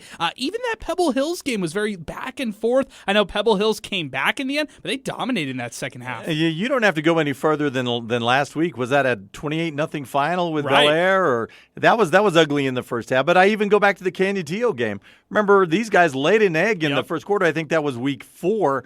Remember, L.J. Martin, a couple of long touchdown runs, a touchdown reception. Second half, Del Valle got back into it, of course, with a punt block for a score. That's how they got into OT before Martin, picked one off and rushed in for his third touchdown of the night to close that one. But Del Valle, definitely a slow starting team this season for whatever reason, and they've found a way to pick it up in the second half. They're going to need to tonight if they want to be the district champs. Let's get another halftime report from Jaime Chavez. Canutillo taking on Horizon. A great game out here with district title implications. Jaime, take it away. Halftime is winding down at Scorpion Stadium, and it's Horizon 14, Canutillo 13. Horizon quarterback Jacob Quijas. 2 touchdown passes of 46 and 8 yards to Ernie Garcia. Quijas is 10 of 15, 167-yard passing, 2 touchdowns, no interceptions, but he's been sacked twice. Garcia, 5 receptions, 98 yards, and the 2 touchdowns. Quijas on the ground, 7 carries, 27 yards rushing. For Canutillo, L.J. Martin, a 16-yard touchdown run. And Devin Granados, the quarterback, he had a 25-yard touchdown run, but the extra point was blocked, just leaving the score at 14. Horizon 14, Canutillo 13. Martin, he's been held in check in the first half, 8 carries, 38 yards rushing. Tonight's winner is the District 1-5A Division II champion, and both teams have already clinched by district playoff spots. So the third quarter is just about to start at Scorpion Stadium, where it's Horizon 14, Canutillo 13. Thank you so much, Jaime. Really appreciate that one right there. Paul, I look at Horizon's schedule. Why are we surprised with this one right here? They play Fort Stockton well. It's a 1-score game. They lose to Riverside by 10 points, but it's still a pretty good back-and-forth game. They lose to Chapin by only 4 points 3 weeks ago. This team is in every single game they play in. Yeah, but you got to remember, I think the one that throws us off early was the Isleta game. 30 was it 35-34? Yeah, Austin hammered them. But was there a 35-34 Isleta game in there as well? They beat Isleta 42-7. Okay, check that then. Let's take that one off the board. Horizon did stub their toe the first month, but where they exploded, and this is where they became a good team, I think. I don't think they were this team, 5 weeks ago, but it was that Chapin game. Whatever the final was, 53-51, 57-54, whatever it was, the shootout, their offense really exploded, and that's when Jacob Quijas started to play. When the Horizon quarterback decided to take on half the load. Okay, it's just not Ernie Garcia anymore. You got to worry about this Quijas kid. When that happened, they became a team. And that Chapin game, even though they lost, and we talked about it at the time, does this light a fire? Or do they just go back to being the regular old Horizon team they are? Well, it lit a fire. Their offense has been smoking ever since, and that happened right before district play started. Couldn't have been better timing for the Scorpions. Let's take a timeout right now as Football Friday Night continues. Halftimes all across the board. We'll continue with our reporters right after this on 600 ESPN El Paso. Football Friday Night continues as we wrap up the regular season finale here across the city of El Paso. Adrian Broaddus along with Paul MacKinnon. Angel Munoz, our producer today. Let's jump back out to some halftime reports right now and get out to Ray Adauto. Hanks and Parkland is underway. Go ahead, Ray. 2 minutes, 57 seconds left in the halftime. It is senior night tonight, so it's a little crazy out here. Lots of balloons, lots of parents, lots of kids, lots of people on the field. But the score is 42-0 Parkland at halftime. it's been an all-Parkland game from the very beginning. Let me give you some ideas on what's been happening. Both teams have 7 touches during that first half, 7 series of first downs, and yet Hanks has scored 0 points. The same 7 touches, 6 scores for Parkland. And it's been the Beasley show, but as we continue in the second half, there will be a little bit of movement, I think, to some of the other players, including Mike Osborne, one of the running backs who just scored. So the story is really Hanks has not shown up tonight. That's the bottom line. With Parkland dominating here at Matador Stadium. The score, with the third quarter just beginning in a few moments, it is Parkland 42 and the Hanks Knights 0. Thank you so much, Ray. Appreciate that as we continue here on Football Friday Night. Parkland on top of Hanks, 42-0. Let's jump out to Jeremy Karanko, and let's go out to Andrus and Jefferson. Jeremy, take it away. 13:05 and counting at the halftime show senior night as the Andrus Eagles are greeted with their families and walking on the sidelines, and it is a 21-14 lead for the Eagles over the Jefferson Silver Foxes. And it's a tale of 2 quarters right now. Andrus took off running 21-0 at the end of the first quarter. It was Cooper with a 9-yard run, Malcolm Anderson with 2 touchdowns, a 70-yard and a 10-yard score to open up the scoring. And Andrus caught the deer in their headlights as Alcala has awoken from an injury last week, and he has 2 rushing scores, a 23-yard and a 1-yard touchdown run to get his team back in this game. You think this doesn't mean a lot for this senior tonight, Nathan Alcala? They will be in the playoffs next week, but they can shake things up with a win. He is leading the Silver Foxes with 61 rushing yards on 7 carries and 2 touchdowns, and through the air, a nice night as well, 6 out of 16 for 89 yards, but he did throw an interception. The key right now, Eagles, Andrus, the last 3 drives, they have fumbled inside the red zone 3 times. And Cooper got his 6th INT, and then he fumbles his 2 plays later right before the half ended. So Eagles need to clean up the mistakes. Right now, he's Cooper leading the way, 119 and 1 touchdown and 150 for Malcolm Anderson, 2 scores, all rushing attack for Andrus tonight. Guys, some big storylines right now. Andrus Elias Duncan is out of this ball game, and it is not injury-related, and that is all I can get from the Andrus head coaching staff in the box up here. Again, not injury-related, out of this game. We'll see what happens next week. Andrus will be in the playoffs. So, halftime here at Eagle Stadium, it is 21-14, Andrus over Jeff. Great job, Jeremy. Great reporting right there. Finding out that Duncan not in this game, Paul. That's a key loss for them. Yeah, in this age that we live in, I mean, you can always make your guesses. All I can say is I've seen that same kind of stuff happen in Major League Baseball games where they just come out and get a guy and just bring him off the field. So. Yeah, most definitely. Hey, we got some real-time action. It's Canutillo Horizon. Big game, district title implications on the line in 2-5A Division 2. Let's go out to, actually 1-5A Division 2, sorry about that. Let's go out to the coach, Jaime Chavez, for the latest on this one. Go ahead, Jaime. 8:48 left in the third quarter. It is now Canutillo 21, Horizon 14. At the start of the third quarter, L.J. Martin, Canutillo, a 95-yard kickoff return for a touchdown, and the 2-point conversion was good. Martin also has a 16-yard touchdown run. Devin Granados, the Canutillo quarterback, a 25-yard touchdown run. And Martin, he's got 9 carries thus far with 43 yards rushing. And for Horizon, Jacob Hihas, the quarterback, 2 touchdown passes of 46 and 8 yards to Ernie Garcia. So we have 8:12 left in the third quarter at Scorpion Stadium. It's Canutillo 21, Horizon 14. Thank you so much. Appreciate that, Jaime, as we continue here on Football Friday Night. Wow, Canutillo on top of Horizon off a kickoff return for a touchdown by L.J. Martin. Fantastic work right there. Let's keep it moving as we get more halftime reports. J.D. Sursley has the latest for us between Burgess and El Paso. J.D., take it away. All right, we're finally at a halftime. We got 20 minutes left of it. Burgess 42, El Paso High 8. Jerry Chaez, I mean, he's injured and battered, but he keeps playing. He's the only spotlight for El Paso High at 138 yards of passing with a 28-yard touchdown to Christian Carrillo. I would have to mention that Travaris Jones got injured in the first half. He was almost going to break 200 yards before halftime, but he got injured. He fumbled on the injury. The turf monster got him. His knee buckled, and he did not look good. But Ray Campos, I'm pretty sure he's in rarefied air in a high school football game right now because he has a passing 10-yard touchdown to quarterback Andrew Rutledge, which was kind of like a Philly special. Then he also caught a 26-yard touchdown from Andrew Rutledge. He also has an interception and a 75 kick yard return for a touchdown.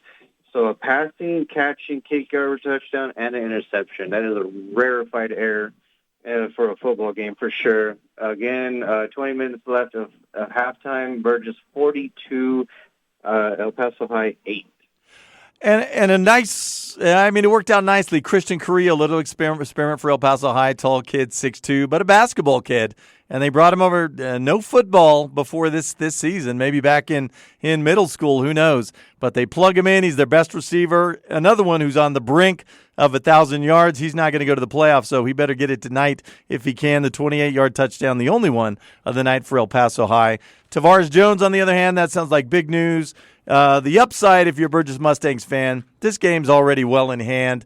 Maybe if somebody gets a little dinged up, you pull him out anyway. I remember seeing Aaron Jones get pulled out of the Canutillo by-district game, and he came back after about a 78-yard run on a counter.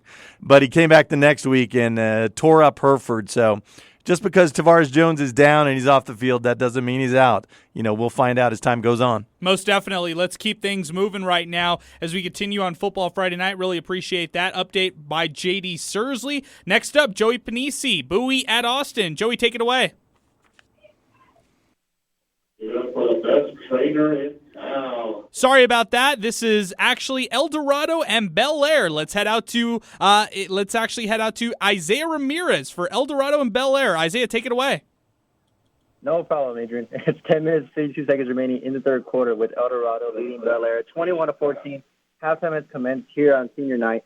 Both teams looking for their first win in Super 5A, with the winner taking on Lubbock Cooper, Chascoso, and the loser taking on Lubbock Cooper, with Lubbock Cooper taking on the first seed with their win over Amarillo Chascosa. As Paul had mentioned earlier in the show, with their quarterback BT Daniels going down as well. Tonight, for the Aztecs, it has been all Quincy Estrada. He has 85 yards rushing on the ground with 11 carries, and he's under center with the quarterback position. He has just been just pounding through the defense of the Highlanders. For the Bel Air Highlanders, it has been Yuseo Vasquez who's been standing out for them with 56 yards receiving on 5 catches. He did also have an 80-yard kickoff return to the house for the Highlanders. Both teams have struggled recently as programs, with the most notable seasons going back to the 17-18 season, with El Dorado earning second place at 6-1 and Bel Air going 5-3 in that season as well. The winner of this game would have to have a easier task, and I wouldn't say easier, but Amarillo Chascosa is not a team to be messed with also Lubbock Cooper going in with a 5-star recruit with Colby McKenzie. He had the privilege of watching the Pirates earlier this season when they took on the Hanks Knights. And as I'm reporting as well, it looks like a 35-yard receiving touchdown by the Aztecs, kind of just juggling both teams at one time here. So once again, with 10 minutes 19 seconds remaining in the third quarter, it is El Dorado 27, Bel Air 14. Wow, right there, El Dorado getting a touchdown right before Isaiah Ramirez finished that update. I was going to say, Isaiah, juggling 2 things at times. Yeah, welcome to our world, Isaiah.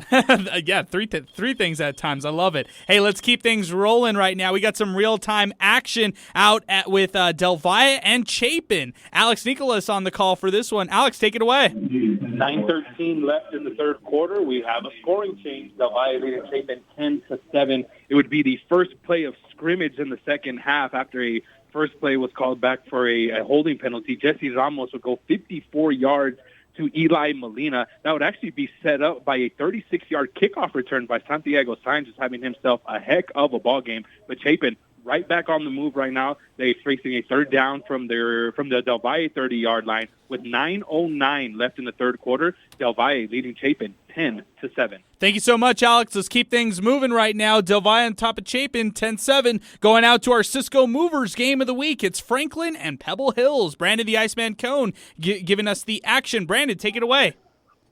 9:40 remaining here in the third quarter. Franklin has taken a 21-13 lead over Pebble Hills. Franklin wasting no time at the start of the third quarter as it takes them 2 plays to score. Quarterback Bird finds wideout Sparks, who's on fire as he scores on a 90-yard touchdown reception, his second of the game. Nobody can stop this kid. He's so darn fast. It's incredible. The two, actually, like I said, took 2 plays to score. Rocket fast there, making the score Franklin 21-13. And Pebble Hills, their first possession of the second half. Spartans quarterback Ochoa throws an interception picked by Franklin's Hector Facio at the 30-yard line of the Cougars. We have 9:4 remaining here in the third quarter. Franklin 21-13 over Pebble Hills. And Adrian, this score just in from the Permian Basin, all done out there. Midland Legacy, the 34-21 win over Odessa Permian. Legacy's going to take the 1 seed. Hey, it's all cut and dried in 2-6A now. Legacy's going to be the 1 seed. Abilene's going to be the 2. Permian's the 3. You're going to pull out the 2 bigs, and that means that Legacy is going to be the 1 seed, and they're going to host. Permian's going to be the 2 seed. They're going to travel. So we now know with Franklin and Pebble Hills, assuming Eastwood holds on to their win against Americas, we know the big school teams are going to be Franklin and Pebble Hills. So the winner of this contest, we got that pesky 3-way tie thing, but possibly, okay, if we get into a 3-way tie, coin flip to decide who's going to travel to Midland League, Midland's Grande Communications Stadium to face Legacy, and which team is going to host Odessa Permian. If Franklin wins this thing outright here tonight, they're going to be the 1 seed, and we now know that Odessa Permian, the Mojo, will be coming to Franklin High School. There we go. I got it. You heard it here first from our own Paul MacKinnon. We got another real-time update right now. Canutillo and Horizon. What a back-and-forth contest this has been. Let's head out to the coach, Jaime Chavez, for the latest on this game. Jaime, take it away. 6:15 left in the third quarter. It is now Canutillo 29, Horizon 14. Canutillo quarterback Devin Granados, a 76-yard touchdown pass to L.J. Martin, and the 2-point conversion was good as Martin lined up in the wildcat position, and he took it right up the middle. Martin also has a 95-yard kickoff return for a touchdown, and a 16-yard touchdown run, along with Canutillo quarterback Devin Granados, also a 25-yard touchdown run. L.J. Martin thus far, 10 carries, 45 yards rushing. So we have 5:53 left in the third quarter at Scorpion Stadium. Canutillo 29 and Horizon 14. Wow, Canutillo starting to distance themselves after back-to-back unanswered touchdowns. Thank you so much, Jaime, for the update on that one. One more to get to as far as updates go. It's Joey Panisi out at Bowie and Austin. This one totally getting out of hand. Joey, give us the latest. Yes, with 10:50 to go left in the game in the fourth quarter, it's now the Austin Panthers 44, the Bowie Bears 0. With 1:29 left to go in the third quarter, kicker Jared Gonzalez connected on a 32-yard field goal for Austin after Matthew Felix picked off Aaron Ramirez and routed back to the 20. Earlier, a 32-yard TD run, Ivan Gonzalez's second TD run of the night. He scored at 9:39 in the third quarter. It's his third touchdown of the year. It's all Austin. Both teams are substituting freely. So back to you at 10:20 to go in the fourth quarter. It's the Austin Panthers 44, the Bowie Bears 0. Thank you so much, Joey. Appreciate the update as we continue here on Football Friday Night. Let's run down some scores for you, then we'll get back out to some of our reporters in the busier games of the night. In our Cisco Movers game of the week, Franklin on top of Pebble Hills, 21-13. Eastwood all over America's 42-0. Make that 50 now from our Steve Escaeta. Said Andrew Martinez, starting quarterback, still in the game. 5-yard touchdown run, and guess what they did? Remember how they had 42 before they scored the touchdown, and now they have 50? What do you think they did? They went for 2? They went for 2. Oh, Paul, we love this, huh? Eastwood Troopers, they have officially grabbed the fourth and final playoff spot in District 16A. 50-0, they lead Americas. There's 8 minutes and 57 seconds left in the third quarter. Maybe there's an opportunity to get to that 88-point mark for the Eastwood Troopers. Let's see how long Andrew Martinez stays in the game. Del Valle on top of Chapin, 10-7. Also going on right now, Canutillo distancing themselves up 29-14 against Horizon. See if the Scorpions can come back in this one. Parkland on top of Hanks, 42-0. Andrus with a 21-14 lead over Jefferson. Burgess leading El Paso, 42-8. Austin all over Bowie, 44-0. El Dorado holding on to a 28-14 lead against Bel Air. And those are the scores I've got right now. Let's go out to our Cisco Movers Game of the Week. Welcome back, Brandon the Iceman Cone. It's Pebble Hills and Franklin. Brandon, take it away. 8:40 left here in the third quarter. Franklin holding on to that 21-13 lead. Remember that the Cougars wasted no time scoring to start the third quarter. A spectacular 90-yard touchdown reception by wideout Sparks to give the Cougars the 21-13 edge. Right now, Franklin kind of pushing at the door here. They're 45-yard line, their own 45-yard line, but they've been successful. A lot of penalties, though, have hurt them on this particular drive, but they're trying to knock on the door and score again. Again, the District 168 title on the line here at Cougar Stadium. 8:30 to go, third quarter. Franklin 21-13 over Pebble Hills. Thank you so much, Brandon. Appreciate that update. 21-13, same score as we heard before. Let's go back out to Del Valle and Chapin. It's a 1-5A D1 district title that's on the line. Del Valle and Chapin. Alex, take it away. 5:47 left in the third quarter. Still 10-7 Del Valle. Big development in this game. It looked like Del Valle was going to score a touchdown. Jesse Ramos would connect with Brandon Zayas for a long 47-yard gain. That would put the ball at the 6-yard line, at Chapin's 6-yard line. Very next play, they would try to run a quarterback lead up the left side. I'd put my head down, didn't see the fumble, but there was a fumble called, and it appeared Anthony Rivera fell on that fumble. Chapin recovered at their own 3-yard line, and that's where we're at right now. Second down and 11 for Chapin with 5:22 left in the third quarter. Del Valle leading Chapin 10-7. Thank you so much, Alex. Appreciate that. 10-7 is the lead for Del Valle. Seems like that Conquistadores defense is holding up tough. Yeah, so far so good for them. But let's switch districts because just got this in from Fabens. Fabens and Mountain View fighting for the third and fourth playoff spots in 1-4A. Headed to the fourth quarter, first snap of that quarter, 15-15. Fabens and Mountain View are tied, and it's not like they know who they're going to get to play. Remember, 2-4A is crazy. Fort Stockton's in a battle for their lives with Andrews. Last time we checked, they were down 34-27. Big Spring all knotted up with Lakeview 28-28. So the teams that are in the 1, 2, 3, and 4 spots, aside from the 4, may not be there in District 2-4A by the time the night is done. You got to love Week 11. It's always something. It's always something. That's exactly right, Paul. Let's do this. Let's go out to Canutillo and Horizon. Welcome on Jaime Chavez one last time. Let's get him back for another update. It's Canutillo taking on Horizon. Jaime, take it away. We've got 3:18 left in the third quarter. It is now Canutillo 29 and Horizon 14, and Horizon gets a big break. They've got a first and goal at the Canutillo 8-yard line as a result of a roughing call. As quarterback Jacob Hijas was going out of bounds, and he got smacked pretty hard. And now he's in the pistol formation with a first and goal at the 8. He's going to hand the ball off. It looks like his running back has got the ball. That's Ernie Garcia going to his right with some shifty moves. He's going to take the ball down to the 2-yard line, and it's second and goal at the 2. And now we've got an official's timeout. Again, 2:54 left in the third quarter.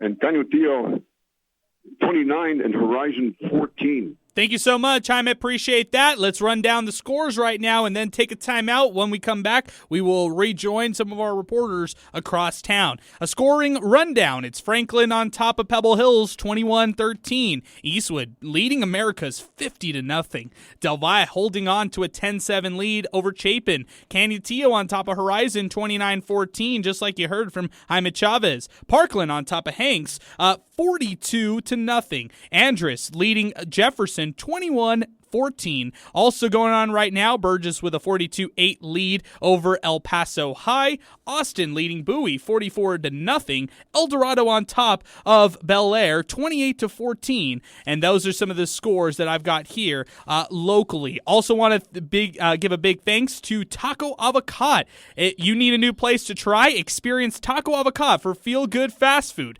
Family packs are available for the big game. You could stop by their drive-thru and grab Taco Avocado to go. And how about this one? Wear your school colors and you get 10% off any order at Taco Avocado. Dine in 2114 North Zaragoza on the far east side or order online at tacoavocado.com. Another real-time update to get to. It's our Cisco Movers game of the week. Franklin and Pebble Hills. Let's see what's changed here. Brandon the Iceman Cone with the coverage. Brandon, take it away. 7:40 to go into third quarter. Franklin lighting it up. His quarterback, Bird, finds his wideout, Bo Sparks, this time for a 42-yard touchdown reception. Sparks, 6 receptions, 201 yards, 3 touchdowns on the night. He cannot and will not be stopped to give the Cougars a 28-13 edge over Pebble Hills. 7:31 to go. Third quarter, Franklin trying to outright win a District 1 6A title. They're up 28-13 over Pebble Hill. Excellent stuff, Brandon. Thank you so much. And Paul, that's Bo Sparks. That's the man. Yeah, but it's not like Pebble Hills hasn't been down a couple of scores before, early in the second half. So 28-13. If it holds up this way, Franklin's going to grab the 1-6A title, and they're going to wind up hosting Odessa Permian, which fell to Legacy tonight, 34-21. Midland Legacy is going to host. So, the second seed will be the Pebble Hills Spartans tonight. Assuming Franklin gets to hold on, and they will have to travel to Grande Communication Stadium and that tough 9-1 undefeated in 2-6A Legacy team. So, starting to figure things out as time goes on. The 4As are crazy, but the 6As and the 5As are starting to work themselves out. Andress and Jefferson. We'll get to Jeremy Caranco along with El Dorado and Bel Air. We'll get to Isaiah Ramirez right after this. Stay with us as Football Friday Night continues right here on 600 ESPN El Paso. Let's continue here on Football Friday Night. Angel Munoz, producer, fall intern. He's with us here. Paul MacKinnon, Adrian Broaddus. We're filling in. Well, at least I am. Filling in for Bo Bagley. He'll be back in action next week. Playoff action, which is great as well.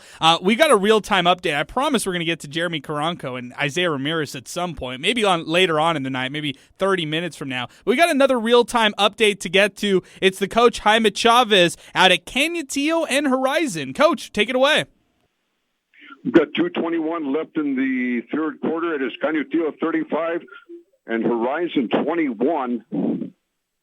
And LJ Martin just ran one for a 50-yard touchdown run, and now they're going to try the extra point. And they haven't had much success with the extra points tonight. Canutillo, it's good, so that's gonna change the score. That's going to make it Canutillo 36 and Horizon 21 with 2:21 left in the third quarter. And before that, Jacob Quijas, he fired a 2-yard touchdown pass to Dominic Chaparro, and the extra point was good. Martin's got 11 carries, 95 yards rushing. He also has a 95-yard kickoff return for a touchdown, a 16-yard touchdown run, also a 76-yard touchdown pass reception from quarterback Devin Granados. So we've got 2:21 left in the third quarter at Scorpion Stadium. It's Canutillo 36 and Horizon 21. Wow, it's going back and forth there. First, the Horizon cuts it to a 1-score game, and then Canutillo extends their lead to now go up by 2 scores against Horizon. It's an interesting one, Paul. Yeah, and the quick answer from Canutillo even more. Well, they strike. Okay, looks like Horizon's back in this game. Oh, not so fast. Bam! There goes L.J. Martin. Remember, 177 yards away from 2,000 was L.J. Martin. He eclipsed that, I'm sure, long ago. He's probably into his 2100s by now. In the big games, L.J. Martin always shows up. In the games where maybe it doesn't matter so much, he plays a little and he does a few things. But these are the games right here. The Del Valles of the world and the Horizons for the district championship. L.J. Martin always shows up. This is still a game out right now between Jefferson and Andress. Let's join Jeremy Caranco, finally, for an update on Jeff and Andress. Jeremy, take it away.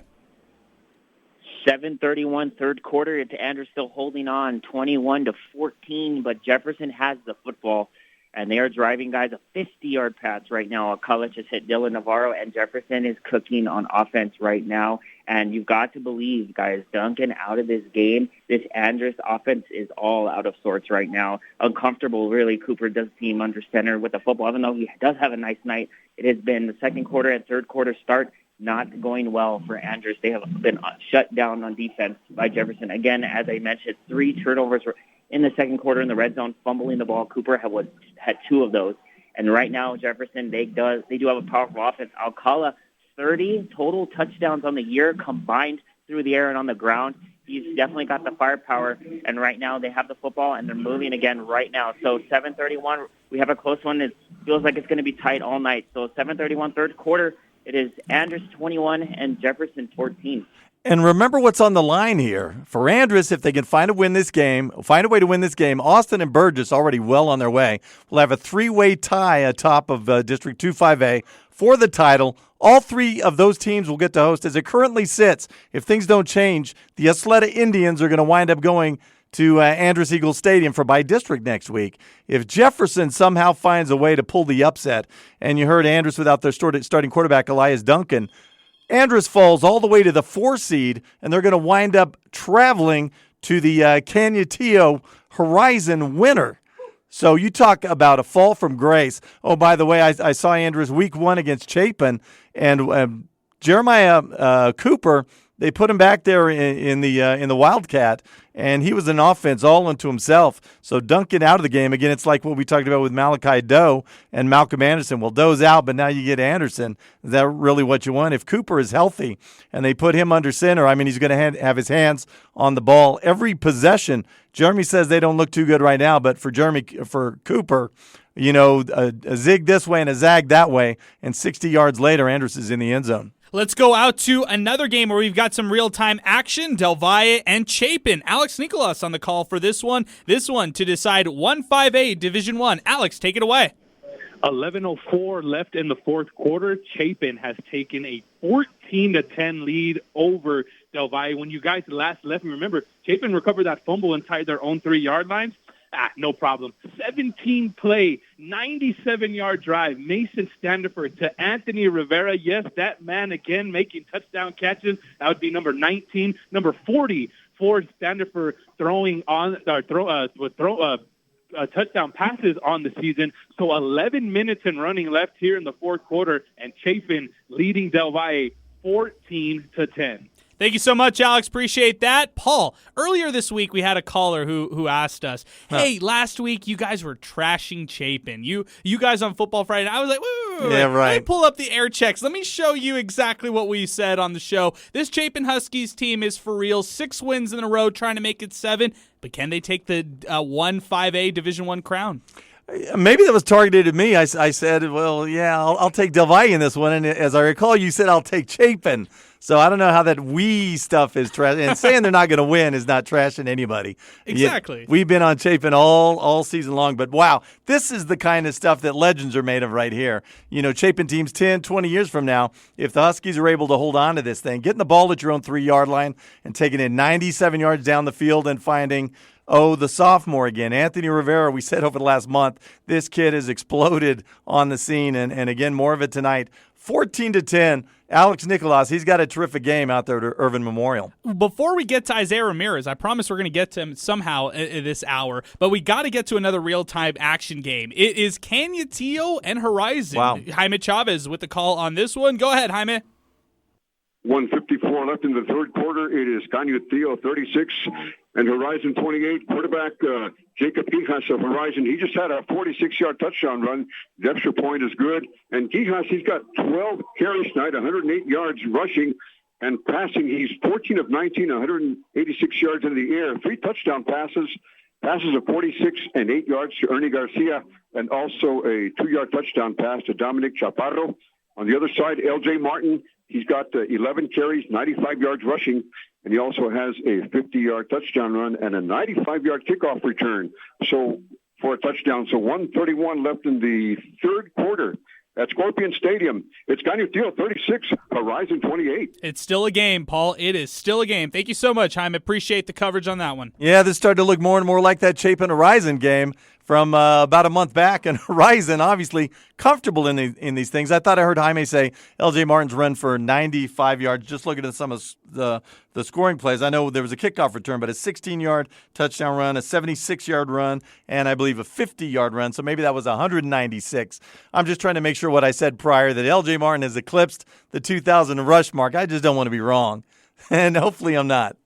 Oh, man. How about this update real quick? This is from our very own Jeremy Karanko. Jeremiah Cooper to the rescue. His 7th interception of the year, and he gets a big return. Eagles at the Jefferson 10 after Jefferson drove it all the way inside Andrews territory. And that's coming off of back-to-back pick sixes a week ago. So Jeremiah Cooper, the colleges like him. And, he's going to one. And why is he going? Because he's pretty good at covering folks. And he's pretty good at covering folks in the El Paso area. 7 INTs. Remember, this guy's missed several games this season. Only played a little over a quarter versus Burgess. So 7 picks in really about 6 games. Yeah, pretty impressive. Speaking of guys who are pretty good at covering stuff, let's go out to Isaiah Ramirez. It is El Dorado and Bel Air. Isaiah, take it away. 46 seconds remaining in the third quarter. El Dorado is leading Bel Air 35-14. Last time I talked to you guys, it was a 40-yard receiving touchdown by the Aztecs' Alex Sotelo. That is his 3rd reception on the night. Bel Air was driving, looking to make a good rush towards the end zone, but they ended up fumbling. Those recovered by the Aztecs' Jordan Sarin. That led to the ensuing 46-yard rushing touchdown by quarterback Quincy Estrada. It has been his show tonight for El Dorado. He has now 132 yards rushing on the ground on 12 carries with 3 rushing touchdowns. So it's looking more and more now like El Dorado is going to meet Amarillo Tascosa in the by-district round. So once again now, with 20 seconds remaining in the third quarter, it is El Dorado 35, Bel Air 14. And our Jaime Chavez wants to double-check me, and, I never like when they do that. We'll give him a bad game next week. That's okay. L.J. Martin, I said a 76-yard touchdown run. Of course, that's incorrect. Jaime correctly reported a 76-yard touchdown reception. Wow, just looking at it again, what a night L.J. Martin's having. 76-yard touchdown catch, 95-yard kickoff return for a touchdown, and a 50 and 16 yard touchdown runs. So when he says 95 yards, I think it was going into the night, that's good. That leaves him still about 80 yards shy of the 2,000 yard mark. But who cares? L.J. Martin all over this game. Sorry to jump Jeremy here. No, that's perfect. I'm glad that you said this, Paul, because there's still a lot of game left. I mean, the way that this one's going, maybe he gets to that mark. Who knows? Let's go out to our very own Steve Escajeda. It's Americas and Eastwood. Let's see what has changed out there in East El Paso. Steve, take it away. Well, there's been a lot of changes, but nothing good for Americas. We've got 6:13 to go in the third quarter. Eastwood now on top 58-0. This time, quarterback Andrew Martinez hands the ball off to wide receiver Michael Caldera, who stops, turns, and passes the ball for a 40-yard touchdown pass to Aaron Rodriguez. And guess what, guys? 56-0. 1 point is not going to be good enough, so they go for 2 again. This time the pass is good by quarterback Andrew Martinez to make it 58-0. And your guys' prognostication of 70 or 80 might come true after all. Again, we're just halfway through the third quarter. It's 58-0. And just to give you Andrew Martinez's night so far, 14 out of 20, 235 yards, 4 touchdown passes, and also 70 yards rushing, and a couple of more scores on the ground.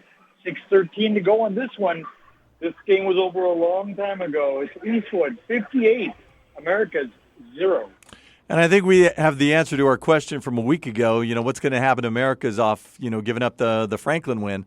Well, I think the latter happened. A sad way for their season to end. Coming off the best game of their year, they really gave it to Franklin last week. They were the better team for more than 3 quarters, a blocked field goal return at the end. And they go down, and I think their spirits went down with that. As far as the Eastwood and America saga, these teams like putting a hurting on each other. on the scoreboard. So, America's dealt it out to Eastwood. Tonight, Eastwood's dealing it out to America's, and I'm sure in another year or 2 or 3 or 4, we'll be in a similar situation where maybe Eastwood's on the low side. And, Patrick Melton, he's not going to take his foot off that gas either. They do not like each other one bit. And with the America's side, they're young. They're a young team with their sophomore quarterback in Mark Moore. Right. America's lost their first 4 games of the season. Then they reeled off 3 straight. They had some success a little bit. They had Franklin on the ropes. And, this is how it ends. This is how the season is. This is how it goes. And they've been playing without Caesar Drennan the whole time, which is a huge loss for those guys. I think he was about 500 yards near Game 6 when he went down. He's a guy who'd be pushing 1,000 yards. And again, you would have that 2-pronged attack that we're always talking about. You'd have the quarterback who can run, Mark Moore. He's around 700 yards as well. You would have 2 more guys who were kind of pushing the 1,000-yard barrier. In fact, I said more 700. He's in the 900s. He has a shot to go over 1,000 as well. But he and Drennan would be that little 2-headed monster attack. Anthony Miranda, the sophomore receiver, who's really come on strong over the last 3 or 4 weeks, that have a nice little attack there. They're missing Drennan. The Gomez Scott kid, as we talked about in the beginning, had his first big game last week against Franklin, went over 100 yards for the first time in his career. And again, as you said, a sophomore. They got a lot of them around. These guys are going to get better, and Eastwood better hope they get better as well, because if America's has a shot to do what the Trailblazers, what the Troopers are doing to the Trailblazers tonight, that didn't make any sense. But if America's is ever in Eastwood's position, Eastwood better look out. In our Cisco Movers game of the week, it's Pebble Hills taking on Franklin. Brandon the Iceman Cone joins us. This is getting ready for fourth quarter action. Brandon, take it away. 10:48 left in this game, and Franklin maintaining their 28-13 edge over Pebble Hills. Again, for Franklin, the star of the night, wideout Bo Sparks. Unbelievable evening, 9 receptions, 210 yards, 3 touchdowns. Worth noting, though, that Pebble Hills is definitely in scoring range. They're right now at the Franklin 25-yard line, thanks to a bad punt by the Cougars and a good return by the Spartans, about a 30-yard return that got them into scoring territory. So we'll see what happens. 10:19 to go in the game, and it's Franklin up 28-13 over Pebble Hill. Appreciate that, Brandon. Let's keep things moving. Let's go out to the 1-5A D1 district title game. It's Chapin and Del Valle. Let's welcome on Alex Nicolas to give us another update. Alex, take it away. 9:04 left in the game. Chapin leading Del Valle 14-10. Chapin just got the ball back, but they're going to go 3 and out. They're going to give the ball back to Del Valle here. Another interesting note that I do need to mention on there, on the possession change word, but when Chapin got the ball right here, Anthony Rivera, he was blocking for Zeke Pastron. Pastron with a 12-yard punt return, and Rivera was rolled up on. He's on the sideline right here, out of the game at the moment. So an interesting development here for Chapin. But 8:55 left in the ballgame. Chapin leading Del Valle 14-10, and Del Valle takes over at their own 25. Appreciate that, Alex. Thank you so much for the update. Let's keep things moving right here and welcome on Jeremy Karanko. Last time we checked, Jefferson Andrus was a bit closer. Let's see if that's still the case or if Andrus was able to separate themselves. Jeremy, take it away. 3:37 third quarter. It is now Andrus 28 and Jefferson 14. The breathing room is back, and thanks in part to the star, Jeremiah Cooper. The future Iowa State Cyclones zigzagging on offense, also on defense. Like Paul mentioned, he can do it all. He gets his 7th interception, runs it back all the way to the 10, and then Malcolm Anderson, his 3rd touchdown of the night. That puts him at 12 on the ground for the season, the savior right now for the Eagles. A big score right there for Andrus. They were able to stop Jefferson on the ensuing drive, and then now they'll have the football back. But there looks like they'll be punting back to Jeff. So a big score for Andrus where they're unable to find some offense to get a big defensive play, and they punch it in. So 3:04 third quarter. It is now Andrus 28 and Jefferson 14. Thank you so much, Jeremy. Appreciate that. Let's keep things moving right now and go out to Joey Panisi for a wrap of Austin and Bowie. Joey, take it away. Yes, at senior night, the seniors did not disappoint the Austin faithful. Final score, Austin 54, Bowie 0. First of all, before I get into the Austin remarkable game they played, Bowie didn't even muster over 60 yards in total offense. But I've got to give credit to their game quarterback, Aaron Ramirez. This year he's amassed 1,494 total yards. He's 5'5" tall, weighs 140 pounds. That comes up to 186 yards per game. Talk about a heart. He was crying on his coach's shoulder out there. It's kind of pretty sad, but it was all Austin. It's a scorekeeper's nightmare. They had 10 different running backs, and 6-7 different guys scored. Jaden Wilson didn't play the second half. He had a 31-yard touchdown in the first half, his 11th of the year. Israel Luna, 6th touchdown of the year. Gabriel Lugo, touchdown. Ivan Gonzalez, touchdown. Irving Cortinas is a great quarterback, and he can throw the ball. But get this, guys, he's only thrown 23 passes all year. Tonight he threw 9. He had a touchdown. He was 7 for 9 for 80 yards, Cortinas. Jared Gonzalez was 7 for 7 in his point-after touchdowns, and he contributed a 32-yard field goal. And then here's something interesting. They put in defensive lineman Theo Jones as a running back, and Theo had 4 carries for 59 yards. This kid was a moose. He's 5'8", 230 pounds. All night long, Aaron Ramirez was just plagued by Theo. Sacked him twice really hard. He was chased out of bounds twice by 6'4", 240-pound William Lamb. And then 6'1", Jaden Williams, 210 pounds, blitzed through the line and just nailed him on a sack. So it was all Austin. They will host Parkland probably, as I talk to the coach, next Thursday night. Bowie closes the year at a disappointing 1-9. And let's see. And Austin finishes the year 7-3. So back to you guys in the studio. We're closing the lights here at Austin's R.E. McKee Stadium. Final score, Austin 54, Bowie 0. Adrian, a couple of points from Steve Escajeda. The Eastwood America's game, actually they didn't go for 2. He said there was some confusion on the field. They came back out, kicked the extra point. 57-0, Eastwood now leads. And at Ray Adauto's game out at Parkland Matador Stadium, the Bull Ring has been a Hanks Knight injury. Play's been shut down there for a good 30 minutes now. So that game remains where it's at, which was, 35-0 still. Parkland over Hanks. That's got to be still early third quarter. Most definitely. We've got a real-time update right now. It's the coach Jaime Chavez, Canutillo, and Horizon. Jaime, take it away. 8 seconds left in the third quarter. It is now Canutillo 43 and Horizon 28. LJ Martin, yet another touchdown run. He just had a touchdown run for 38 yards, and the extra point was good. Martin, 133 yards rushing thus far on 12 carries. He also has touchdown runs of 50 and 16 yards, a 76-yard touchdown reception, and a 95-yard kickoff return for a touchdown. Martin and Canutillo coming to life in the third quarter, and that winds down the third quarter here at Scorpion Stadium with the fourth quarter just about to get underway, and it's Canutillo 43, Horizon 28. Horizon's turn, looks like.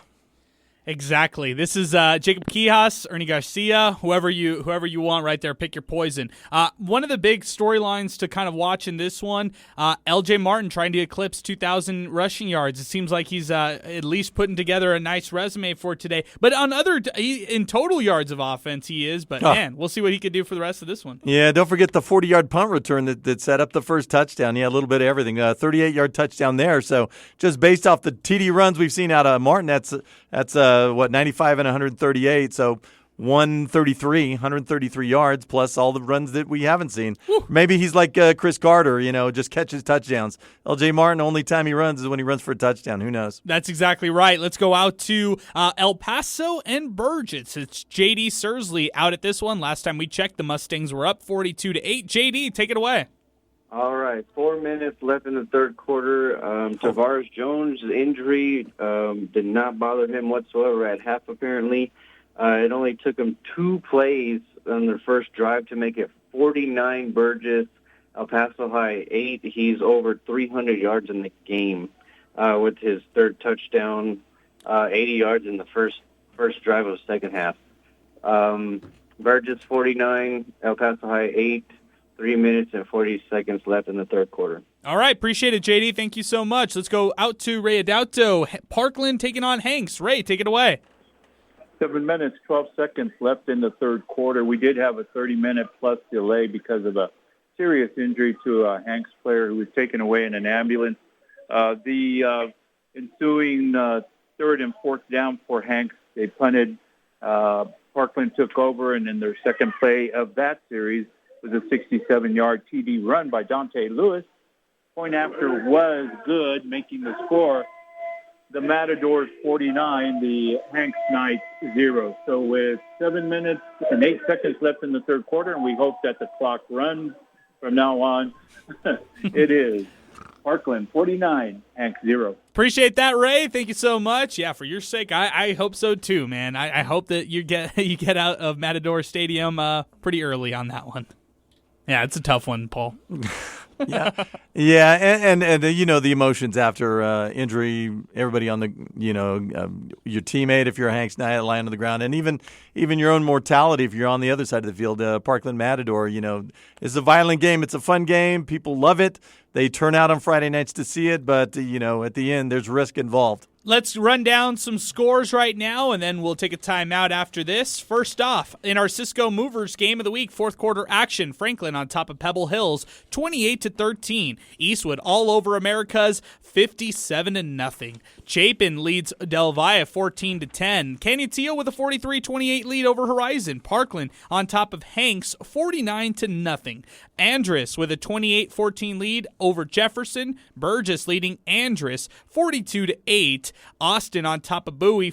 Actually, this is a final. Austin beats Bowie 54-0. Also, El Dorado on top of Bel Air 35-14. Montwood leading Socorro 41-13. And the only out-of-town game we really need to look at is out of 2-6A. Midland Legacy takes down Odessa Permian 34-21. With that victory, they claim the 1 seed, and they will be the 1 big seed, which means likely if Franklin Pebble Hill stays the way it is, 28-13. Last I looked, Franklin on top of Pebble. Pebble Hills will wind up going to Grande Communication Stadium at a time probably next Friday. For by district. Franklin will get to stay home and host. And the Mojo, Odessa Permian, will be coming to them. At the other end of things, Eastwood, they're in the playoffs. The beating they put on. Sure? Yeah. What was it? 57-0. Yeah, I think they can hold on to that. Eastwood's going to wind up traveling to Abilene. 6-1. Well, actually 5-1 in the district, 7-3 Abilene, which remember beat Permian to open district play. That's where the Eastwood Troopers are going to wind up going. So congratulations, you beat Americas tonight. Abilene next up on the docket. And that just leaves Eastlake. Eastlake is going to wind up hosting and Tascosa, San Angelo Central, who again is in the playoffs by virtue of that forfeit week 1 of district play versus Wolford Friendship. Central is going to come to Eastlake. That's the way it's looking. Pebble Hills with another one of those late comebacks could throw a monkey wrench into all that. Game's not over yet. Back to Jeremy Karanko for a real-time update. Andress and Jefferson. Jeremy, take it away. 2:23 third quarter and a huge play. A touchdown for Jefferson, 28-21, a 45-yard pass. It was Alcala to Roman Gomez on a 3rd and 15 at the Andrews 45-yard line. A huge play, and Jefferson right back in this ball game with 2:19 third quarter. 2:19 left in the third quarter. It is now Andrews 28 and Jefferson 21. And let me just repeat it again. Andress is in a 3-way tie for first place in District 2-5A. They have a chance to host 4th place in 1-5A, which looks to be the Asleta Indians after what Parkland's doing to Hanks tonight through 2.5 quarters. If they lose this game to Jefferson, they fall all the way down to the 4 seed. So you go from the 1 to the 4, and all of that could happen in a matter of, what do we hear, 3 minutes left in the third quarter? That's right. So in the next 15 minutes, the Andress Eagles could go from the 1 seed in District 2-5A to the 4 seed, and instead of hosting Asleta, they get to travel to this Canutillo Horizon winner. And oh, by the way, a couple of pretty good-looking offenses over there. I'm not sure they want to go to either Horizon or Canutillo. Hey, thanks so much to the El Paso Association of Builders. Real high school football action is brought to you by Real Texas Builders. Ask your home builder if they are members of the El Paso Association of Builders, the home of Real Texas Builders. Learn more at elpasobuilders.com. We're going to take a timeout right now. When we come back, we're going to update you with more scores and more recaps as we continue Football Friday night right here on 600 ESPN El Paso. Welcome back to Football Friday Night. That's exactly right. We've got a lot of great games going on all across the city of El Paso. Let's go down our scoreboard right now as we continue. Franklin on top of Pebble Hills, 28-13. It looks like Chapin might hold on in this one. They're up 14-10 against Del Valle. Eastwood on top of America's 65-8. Also, Parkland on top of Hanks, 49-0. Andrus with a 28-21 lead over Jefferson. Also going on right now. Burgess all over El Paso, 42-8. Yeah, 49-8 now. Another Tavares Jones touchdown. Perfect. We got a final from earlier. It's Austin beating Bowie, 54-0. Also with Isaiah Ramirez, El Dorado on top of Bel Air, 35-14. And then Montwood with a 41-13 lead over Socorro. Any other scores that we can get to, Paul? Any outside scores? I know we've been looking for Fabens Mountain View. That's been one that we've been kind of having on our radar. Same with Clinton Sanelli and Anthony and Alpine. Yeah, that Mountain View game was 15 up going to the fourth quarter, so they're a little too busy to answer my request. So, like I said, I'm sure that one's going down to the wire. We should get a score on that one shortly. Now, let's talk a little bit about this Chapin-Del Valle matchup and what would happen if the Huskies were to hold on into this one. We're getting from Alex Nicolas, our reporter, that Chapin is letting the clock run down on the third play. They'll face 4th down and 2 from the Del Valle 16. 2 minutes to go in the 4th. So Del Valle will at least have an opportunity, Paul. But what are the implications if Chapin holds on? Yeah, we'll need to hear that for sure. But, if Chapin holds on, they become the 1 seed and the champs of Super 5A. And what a comeback that's been for them. It's been some poor years for Chapin. They never missed the playoffs. But if they'd have stayed in the district that they've been in, which is District 2 5A, they would have missed the playoffs a few times. They were lucky to be in the Super 5A, where all 4 teams normally go into the playoffs. But, boy, have they really turned it around this year. Congrats to Ryan Warner and that staff. Even if they don't hold on, this team has exploded over the last month. But if they do win, then that means the number 4 seed, Amarillo Caprock, is going to come to Chapin, to Irvin Memorial Stadium for bi-district next week, whether that be on a Thursday or Friday. That should be Chapin's call.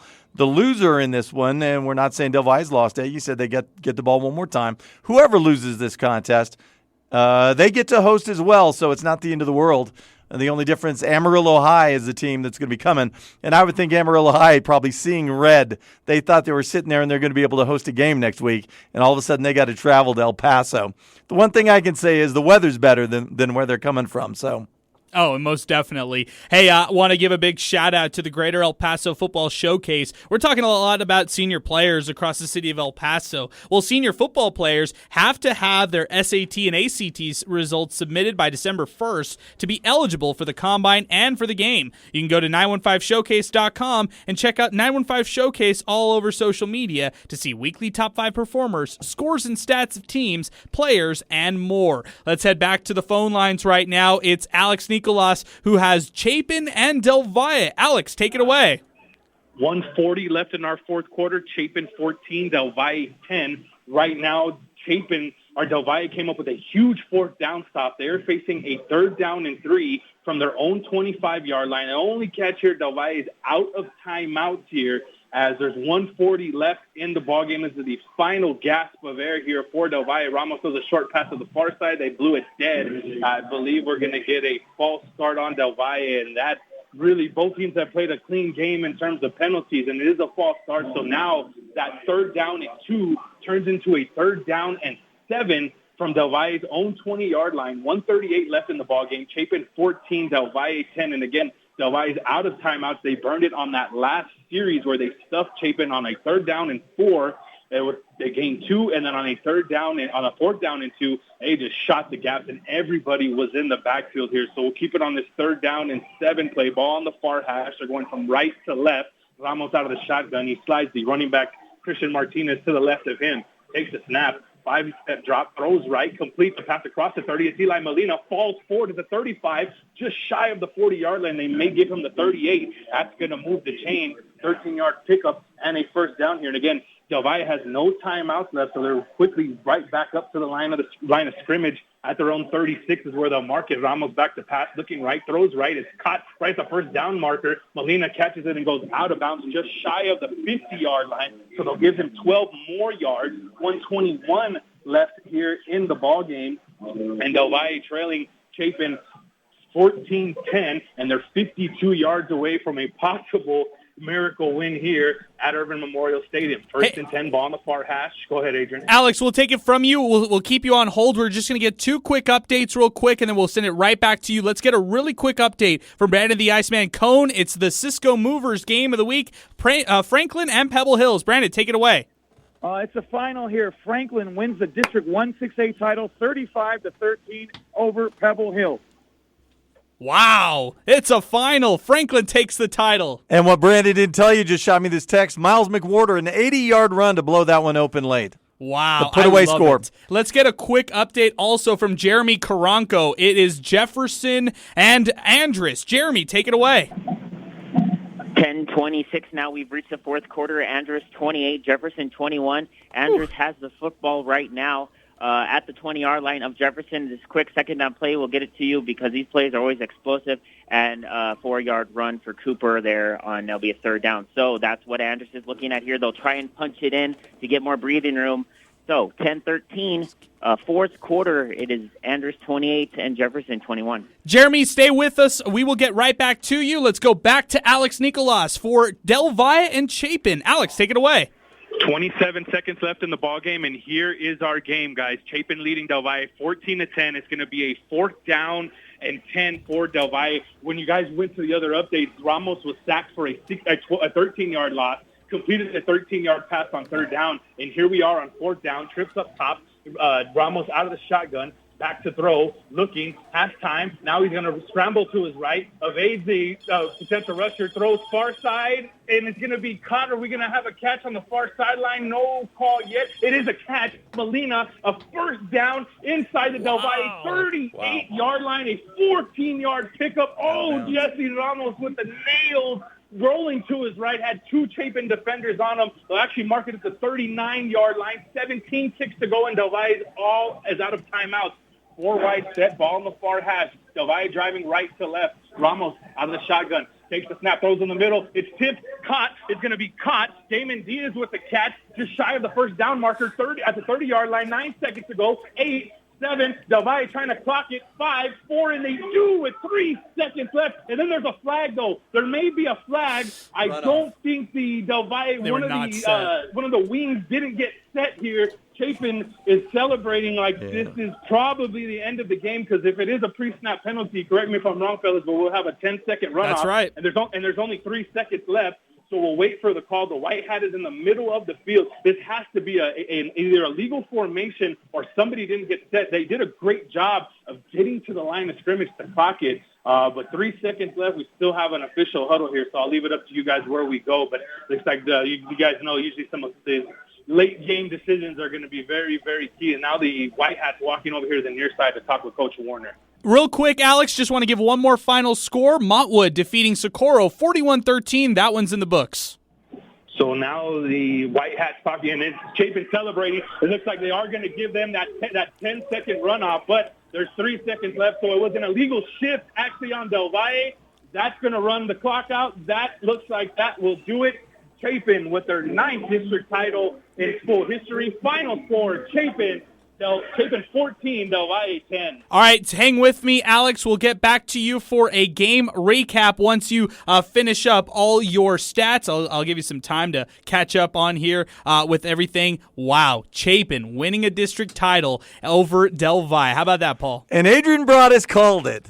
So anybody who calls into Sports Talk this week and says, hey, why you dumping on Chapin? You can tell, hey, I've been on those guys for a month. Wow, what a huge win.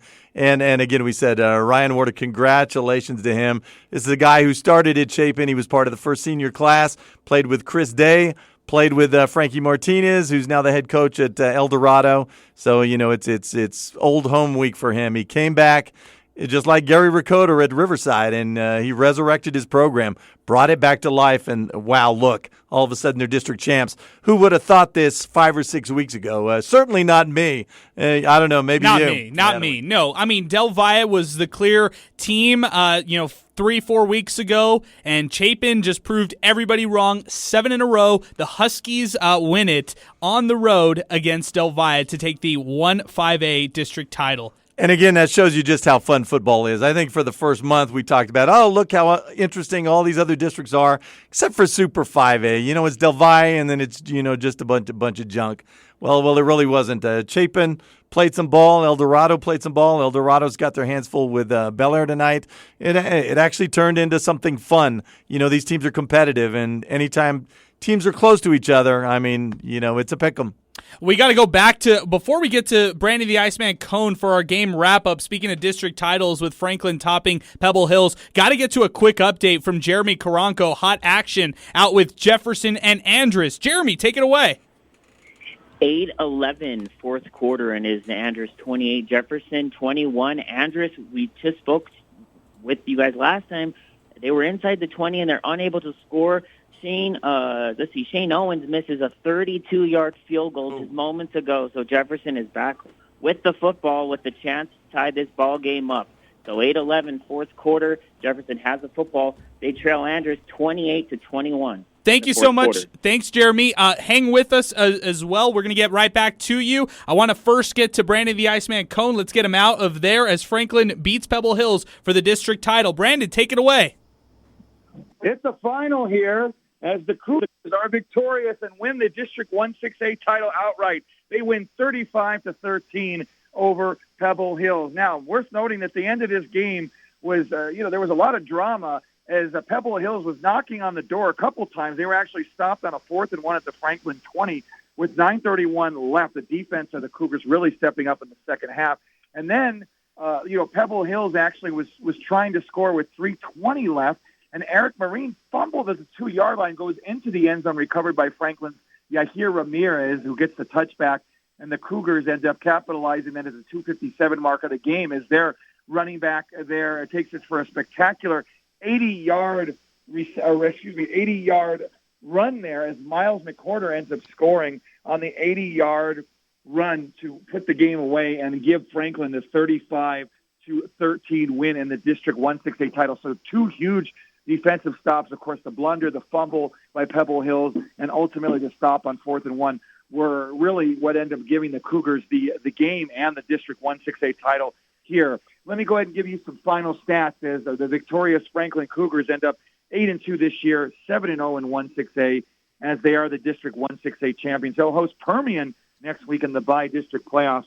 For Franklin, their quarterback Cameron Bird, great night, 15 of 30, 275 yards through the air, 3 touchdowns.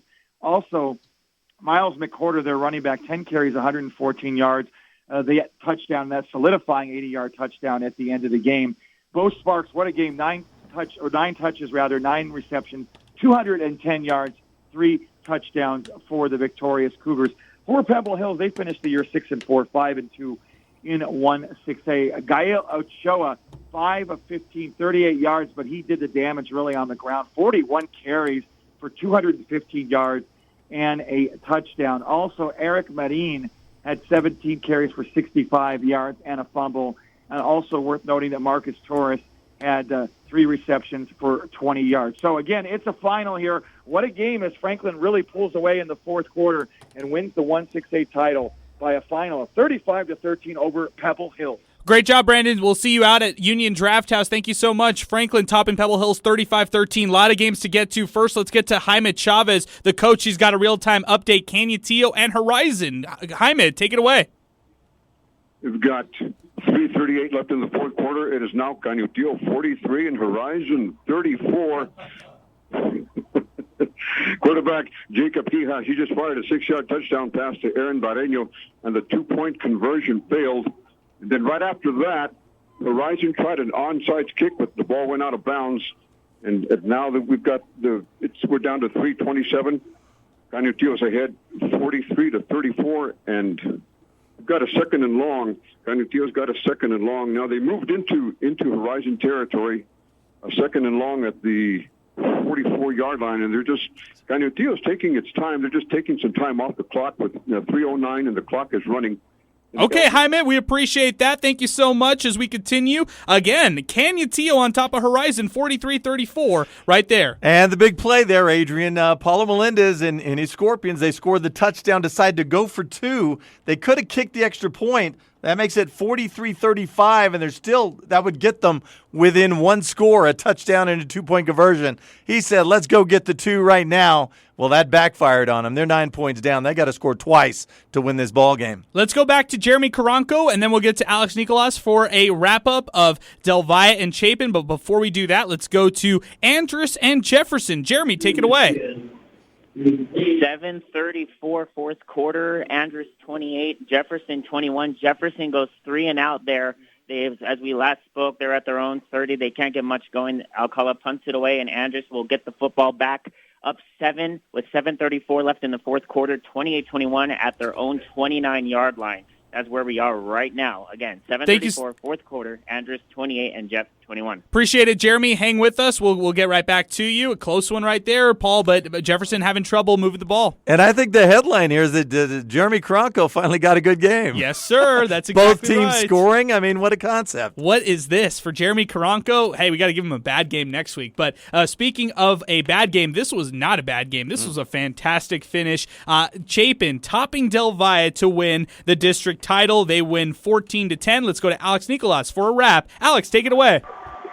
Final score is Coach Ryan Warner hosts up the trophy, and the team mobs him here on the near sideline. Chapin celebrates their 9th district title in school history as they defeat Del Valle 14-10. Chapin, 403 total yards of offense. They ran 88 plays. Mason Sandifer probably going to have a sore arm tomorrow. 21 of 48 passing, 232 yards, 2 touchdowns, 2 interceptions.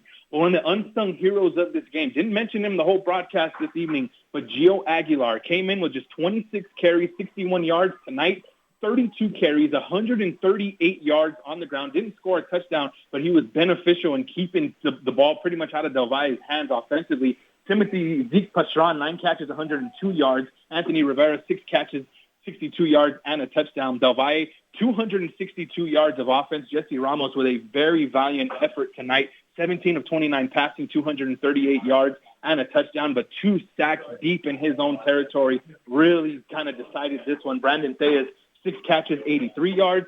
Eli Molina, 4 catches for 86 yards and a touchdown. So for Chapin, they improved to 8-2 on the year, 3-0 in district play. Of course, the District 1-5A D1 champions. They go into the playoffs on a 7-game win streak. They will host Caprock, and it appears that this will be dependent on what Austin does. It seems like Chapin wants to play at Austin High School. So if Joey Panisi reported that correctly, where Austin's going to host Thursday, it looks like Chapin could possibly host Friday. Del Valle is expected to host Amarillo next Friday at 6 p.m. kickoff from Conquest Stadium, as Del Valle will go into the playoffs. 7-3 overall, but again, for Del Valle, they have the second longest playoff streak ongoing right now in town. So they're going to have to pick themselves off the turf. A very, very tough loss, basically on an illegal procedure while they were in the red zone. So wrapping up here from Irvin's Tony Shaw Memorial Field, Chapin defeats Del Valle 14-10.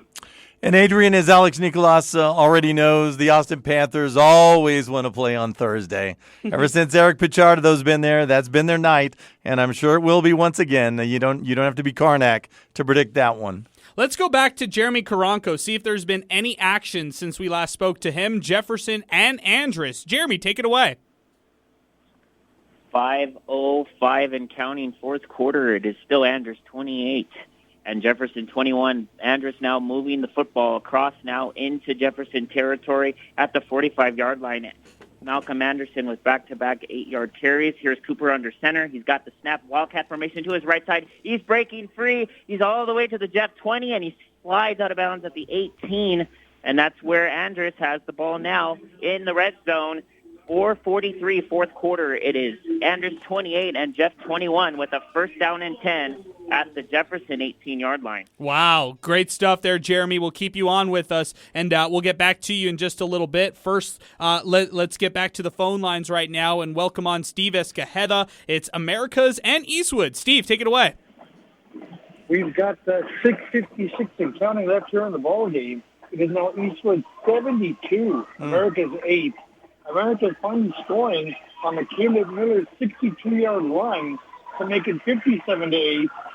Since then, Eastwood has scored twice. Andrew Martinez, the starting quarterback, is still in there. An 8-yard touchdown pass to Evan Macias, and then a 10-yard touchdown pass to Aaron Rodriguez. Martinez in the ball game, 19 out of 28, 323 yards, 6 passing touchdowns, 2 rushing touchdowns, which is winning for these final minutes to go. We're right under 6 minutes to go in the ball game. Eastwood 72, America's 8. Thank you so much, Steve. Appreciate that. We'll keep an eye out for that one. I guess that's the best thing that we could say right there. We got a final. It's Parkland and Hanks. Let's go out to Ray Adauto for a quick wrap. Ray, take it away. Well, it wasn't all Parkland night today here at Matador Stadium with a final. The Parkland Matadors 49, the Hanks Knights 0. We did have that long delay from a serious injury with Hanks player who was taken off the field by an ambulance in the EMS crews. We hope that he's better. But tonight it was all Parkland Matadors to seal their deal. They will probably play, from what I understand, the Austin Panthers. Would that be right, Paul? If I'm not mistaken, Correct. It will be on a Thursday night because Austin loves to have Thursday night games. So, live again and finally got it done with the final score here at Matador Stadium. The Parkland Matadors victorious tonight, 49 to the Hank Knights 0. Couldn't have said it better myself. Ray Adauto, spot on with the playoff matchups there. Now, exactly right. Let's go out to Isaiah Ramirez. Welcome on El Dorado and Bel Air. Isaiah, take it away. It's a final here at Highlander Stadium on senior night for the Bel Air Highlanders as El Dorado defeats Bel Air 63-21. It was just all El Dorado in the second half as they went 35-7 as far as points go. They were just blowing out the Highlanders. It was just one uphill battle too much for the Bel Air Highlanders to come back from.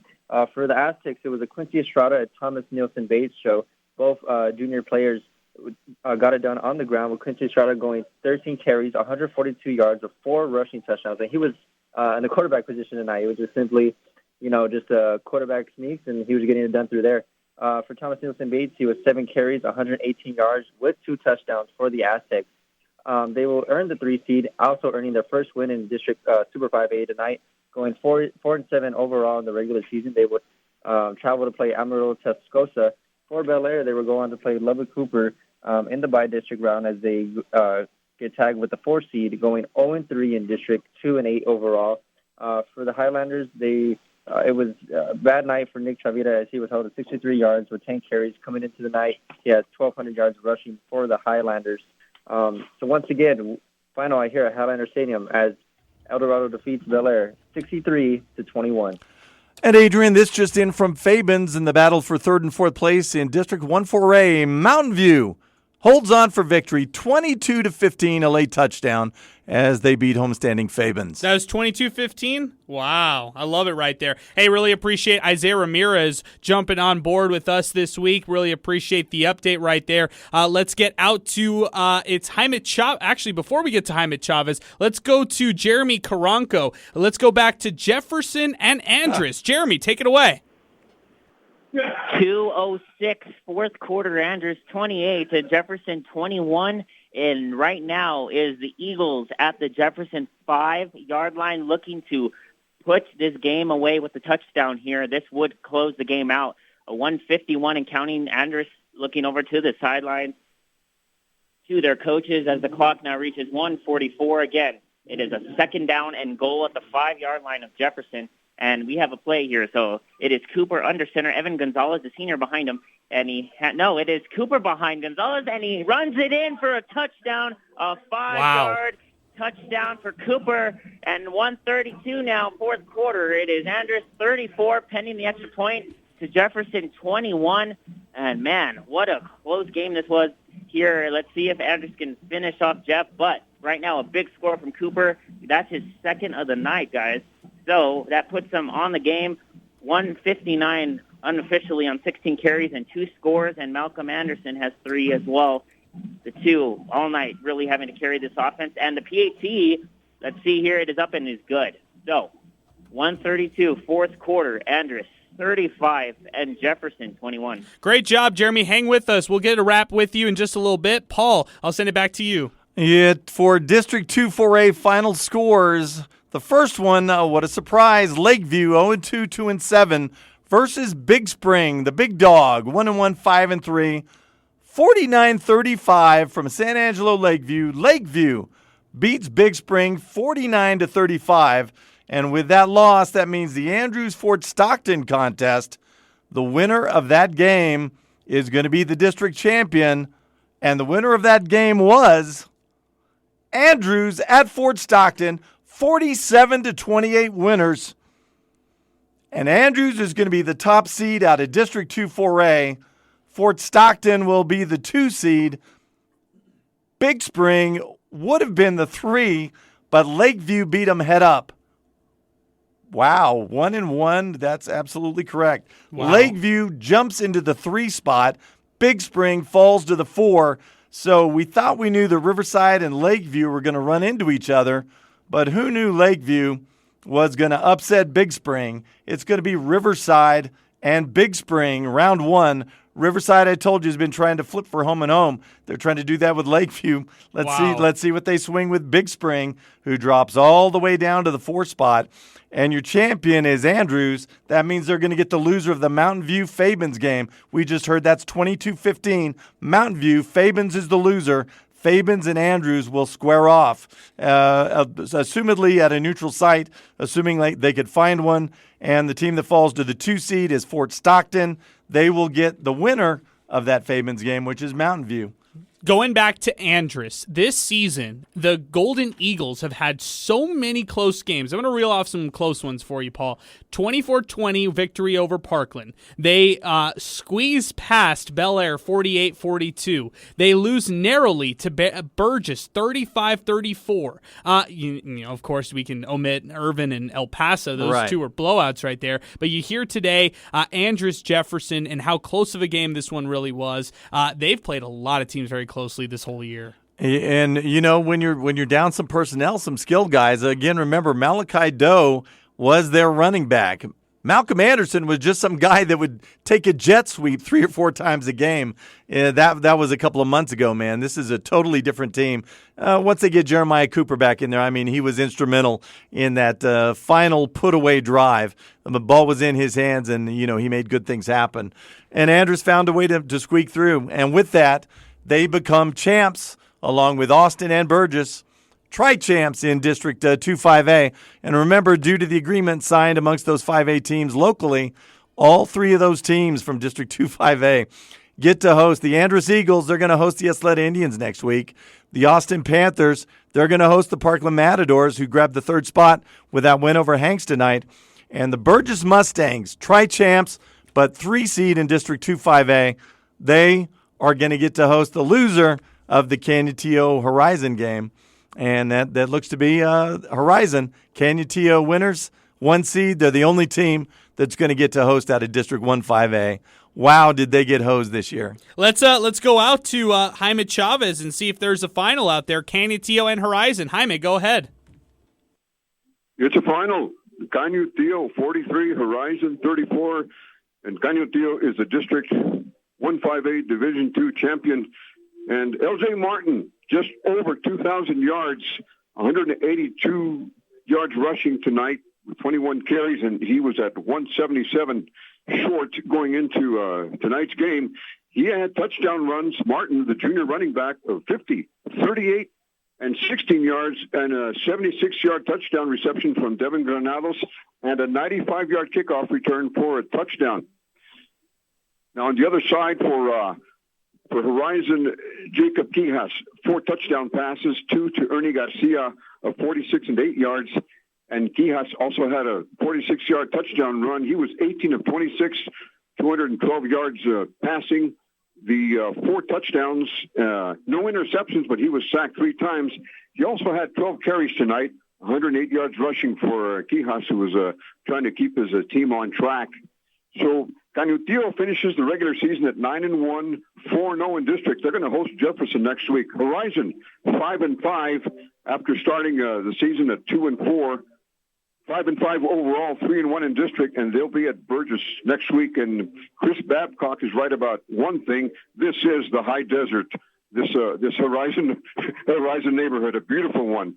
But the final score tonight from Scorpion Stadium: Canutillo 43, Horizon 34. Great job, Jaime. We'll see you out at the Union Draft House. Thank you so much for the great coverage, as always. Let's head out to J.D. Sursley. Been a while since we got an update from Burgess and El Paso. J.D., take it away.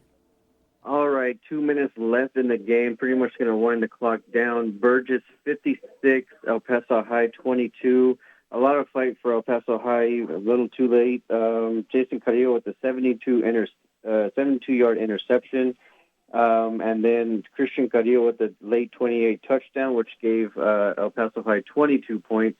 But after the third touchdown from Tavares Jones, 330 yards rushing, they ended up sitting him. Adam Sierra with the touchdown, as long as also Jesus Torres with the touchdown, so which made it 56 points for Burgess. El Paso High 22, 1:50 left in the game. Appreciate it, JD. Give us a call when your game is done, and we'll get you out of there with a wrap. I appreciate that. Yeah, career high rushing for Tavares Jones. He's never gone over 300 yards before, so ends his senior season, his Burgess High School football career in style. Let's go back to Jeremy Karanko to see if we've got a final with Jefferson and Andrews. Jeremy, take it away. Okay, guys, 17 seconds, fourth quarter, Andrews 35, Jeff 21. We'll see if this is the last play of the game. Alcala airs it out to Dylan Navarro across the 50. It's incomplete. 8 seconds left here in the fourth quarter. Jeremy, how about this? How about we run down some final stats right now, and then once this game is over, you let us know. Sounds great. All right, go ahead. You give us some final stats. All right, great. So 8 seconds, as I mentioned. Jefferson looks like they will fall on this one. So Jefferson will travel to Canutillo next week. Andrews will host East Florida. Those are your by-district actions. Andrews sharing the by-district crown. Andrews Jefferson the 4th seed. So stat-wise, we can tell you Malcolm Anderson was the star for Andrews. 3 touchdowns, 197 yards unofficially. Let's get you this last play. Alcala throws it, and it is intercepted. Yes. That is the ball game. It was not Cooper. Yes, that was not Cooper. That was number 14 for Andrews. And Jordan Pay is the senior, so a good finish for a senior there. Andrews final 35-21 on the night. We were talking about Anderson. So 3 touchdowns, 197 yards on 13 carries. Cooper 159, 2 interceptions, 2 touchdowns on 16 carries there. And no passing game for Andrews, as you expect with Elias Duncan. Another big story for Andrews. Not seeing action tonight was him unofficially due to not injury, but other reasons not mentioned by the Andrews coaching staff. So Jefferson was led by Nathan Alcala, 13-29, the senior's last regular season game, 215 yards, a touchdown, and an interception, and 63 yards on the ground, and 2 touchdowns. He really kept Jefferson in this ball game in a very, very entertaining game. Jefferson, the story for them this year, they were unable to beat the top dogs, Burgess, Andrews, and Austin. They fall all those games. That's why they end up in the 4th seed. So it's a final, guys. A great game late. It is Andrews 35. Again, Andrews hosting this letter next week, and it is Jefferson 21. They will travel to face Canutillo on the blue turf and by district action. Great job, Jeremy. Thank you so much for all the coverage. We'll see you out at the Union Draft House out at Sunland Park. We're going to take a timeout right now. When we come back, playoff outlook, final scores from Eastwood and Americas, also final scores from Burgess and El Paso. We'll get that all for you. Stay with us as Football Friday Night continues right here on 600 ESPN El Paso. I promise you, Bo Bagley will be back in action next week. I promise I'll be back in action out in the field reporting. So that'll be fun. It's been a lot of fun hanging out with Paul MacKinnon, Angel Munoz. I'm Adrian Broaddus. Football Friday Night Week 11 is wrapping up right now. Final scores all across the city of El Paso. For the 1-6A title, the Franklin Cougars defeated the Pebble Hills Spartans 35-13. Eastwood on top of America 72-8. We'll get a wrap from Steve Escajeda in just a little bit. Chapin beat Del Valle 14-10, and that is for the District 1-5A Division I title. Candiatillo with a 43-34 win over Horizon to claim the Division 1-5A Division II, the Division II District title. Parkland beats out Hanks 49-0. They make it into the playoffs. Andrus claiming a share of the district title with a 35-21 victory over Jefferson. Burgess defeats El Paso 56-22 from today. Also, Austin defeating Bowie 54-0. El Dorado defeats Bel Air. Did I get this right? 63-21. Is that what I heard from our Isaiah Ramirez right there, Paul? That's the same thing I wrote down. Yeah, it came from out of nowhere. That was a close game, into the third quarter. Exactly. Another final score to get to. Mountain View defeats Fabens 22-15. Montwood beats Socorro 41-13. Any other scores that we could get to, Paul? San Eli Clint, Anthony Alpine, trying to get those scores right now? Not trying too hard. We got a final from Clint, did we not? Oh, I guess the last one I see was 35-7. Okay. All right, Clint No, on top. am I not sharing these things with you? No, I guess not. Being greedy with the Far East scores. Perfect. Well, I love it right there. Clint on top of San Eli defeating them 35-7. Those are some of the local scores we have here in town. Paul, let's get another look at the out-of-town scores. Yeah, quick look. The one that was the most important tonight, of course, was Legacy Permian at Grande Communications. Legacy wins that one 34-21, moves to 9-1 on the season, 6-0 in the district, undefeated district champs.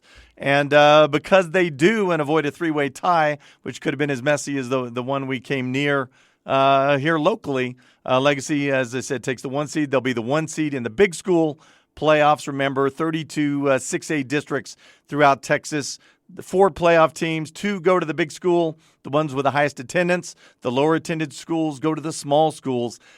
Midland Legacy, a lot of people go there. They go to the big school along with Odessa Permian. Legacy will be the 1, Permian will be the 2, and they will face our Franklin and our Pebble Hills. Pebble Hills is going to go to Legacy. That'll be next weekend, and the Franklin Cougars get to host the Mojo as they come on in. Elsewhere, Abilene beat Central last night, 49-14. They finished 6-1, 7-3 on the season. Friendship all over Midland, 51-37. Still kicking themselves for playing an ineligible player in the opener of a district versus San Angelo Central. That forfeit loss in a game that they won cost them a trip to the playoffs and let San Angelo Central in.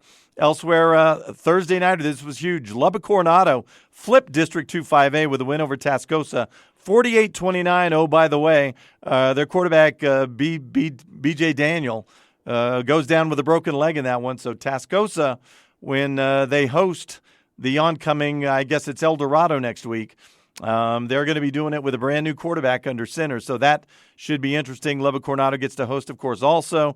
They get the loser of that Dorado game. That's going to be Bel Air. Bel Air making the trip to Lubbock Coronado. Caprock beat Lubbock High 58-20. They're the 4 seed in that district, and they'll be traveling this direction. Monterey beats Paladuro 38-30. Elsewhere, Cooper shuts out Canyon Randall 48-zip.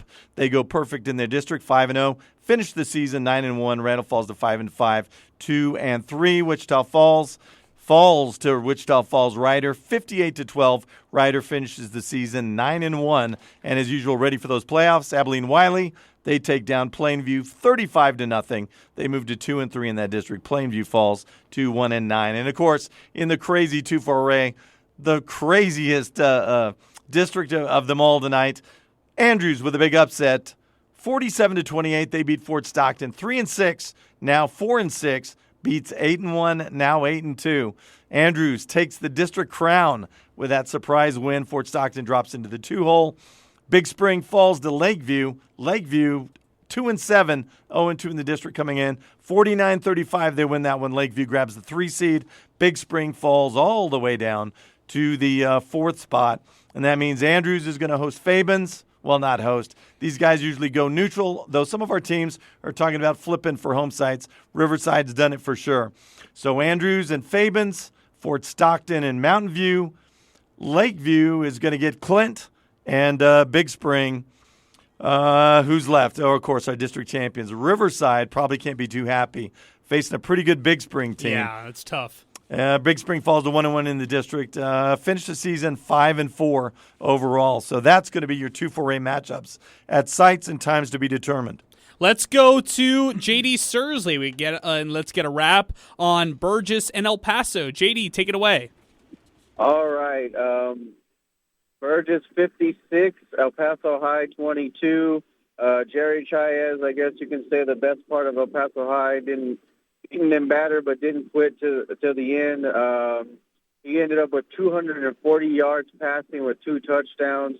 But obviously the Burgess Mustangs a little too powerful with Travaris Jones, 330 yards, 3 touchdowns on the ground, and then Ray Campos. I mean, what a day.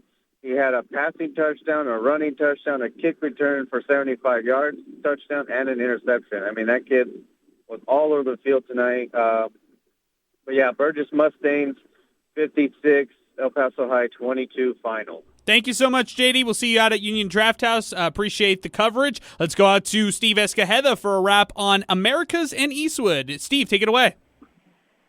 Thanks a lot, guys. Well, it's all over here at Trooper Stadium with Eastwood. A resounding 72-8 victory over the Americas Trailblazers. Americas, their season ends tonight. They finished at 3-7 on the season. Eastwood, by virtue of this victory, they make it to the playoffs. They're 6-4. They're going to travel to Abilene next week. Again, it's going to be a toughie, but at least they get to play. Again, this game was 21-0 in the first quarter, and it just got worse from there for Americas. Speaking of the Trailblazers, they were led tonight by their quarterback, Mark Moore. He was only 6 out of 11 for 53 yards passing the ball, but he did rush for 149 yards. And Caleb Miller came into the ball game to rush for 84 yards on 5 carries, and he scored America's only touchdown of the ball game. For Eastwood, they were led on the ground by Sam Lopez, 13 carries, 217 yards on the night. He scored a touchdown. Quarterback Andrew Martinez, big ball game, 19 out of 28 for the air, 323 yards, 6 big touchdown passes, no interceptions. He also rushed for 95 yards and 2 more scores on the ground. He had 2 really good receivers tonight. Aaron Rodriguez, 9 catches for 131 yards and 3 touchdowns. Curtis Murillo chipped in, that's right, 8 catches for 175 yards and 2 more scores. Total yards, America's finished with 317, 264 on the ground, 53 through the air. For Eastwood, 699 total yards tonight.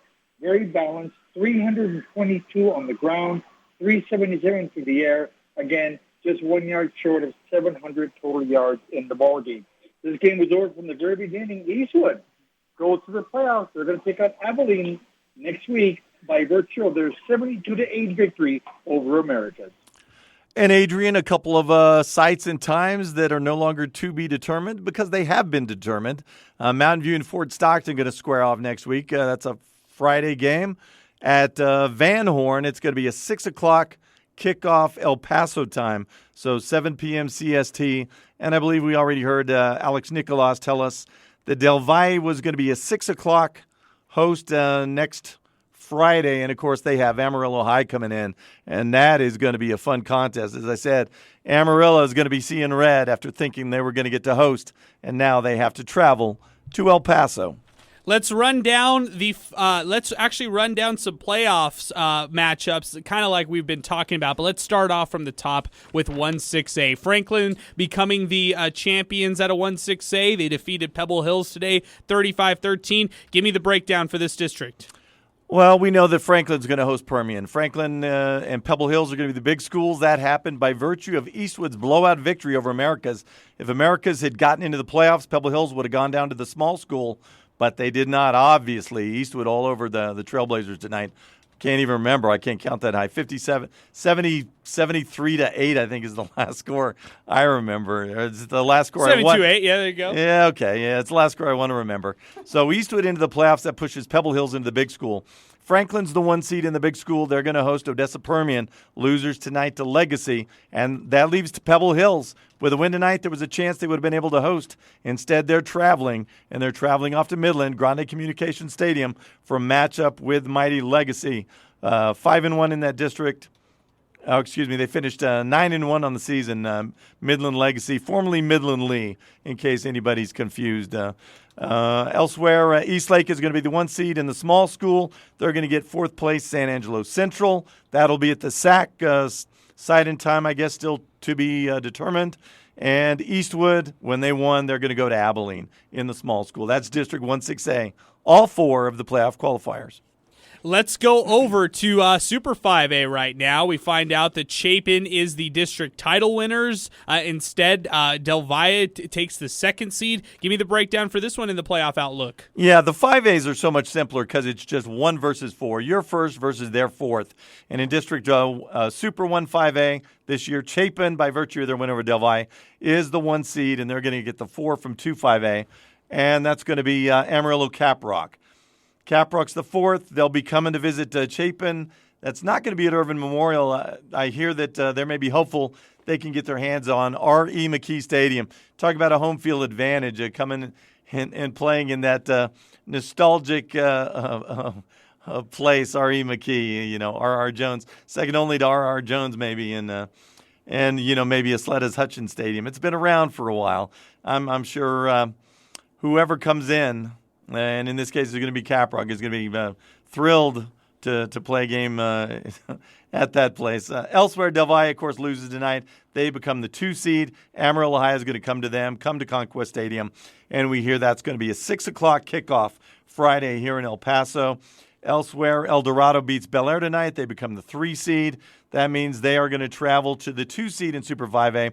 That's Amarillo Tascosa, who dropped to Lubbock Coronado last night. And not only did they drop, but their quarterback, Daniel, a kid who'd run for almost 800 yards, he went down as well. So a Tascosa team with a brand new QB is coming to town.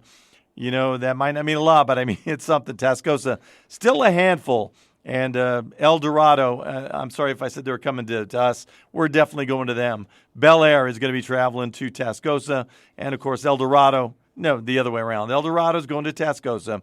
And 4th place, Bel Air, losers Del Dorado tonight. They're going to go to the champs, Lubbock Coronado. All right, let's break down 5A Division 2. I think I've got this one on my end. Burgess. Give it a shot. All right, Burgess will host Horizon, as we talked about today, with Canutillo beating out the Scorpions. Parkland squaring off against Austin. That one taking place Thursday, correct? At Austin High School. That's it. R.E. McKee Stadium. We were just talking about it. There you go. Andrus hosting Ysleta. That's another one right there. And then the easy one to kind of piece together. The only team actually hosting one out of this district, it's Canutillo hosting Jefferson. And for any fans of District 1-5A out there saying, hey, what the heck's going on? How come 2 5As hosting all the games? We've talked about this a few times, but just to catch up the late folks, there was agreement signed years back here locally that district champs need to be able to host, regardless. So even though Andrus, Burgess, Austin all tied for first place in 2-5A, Andrus the 1 seed, Austin the 2 seed, Burgess the 3 seed, they are all still district champs. And according to that agreement, which I'm thinking won't last too much longer, I don't know what the shelf life is on that thing, but they can't burn it up quickly enough, especially if I'm Horizon, a team that ought to be hosting a game, and instead I got to travel to Burgess.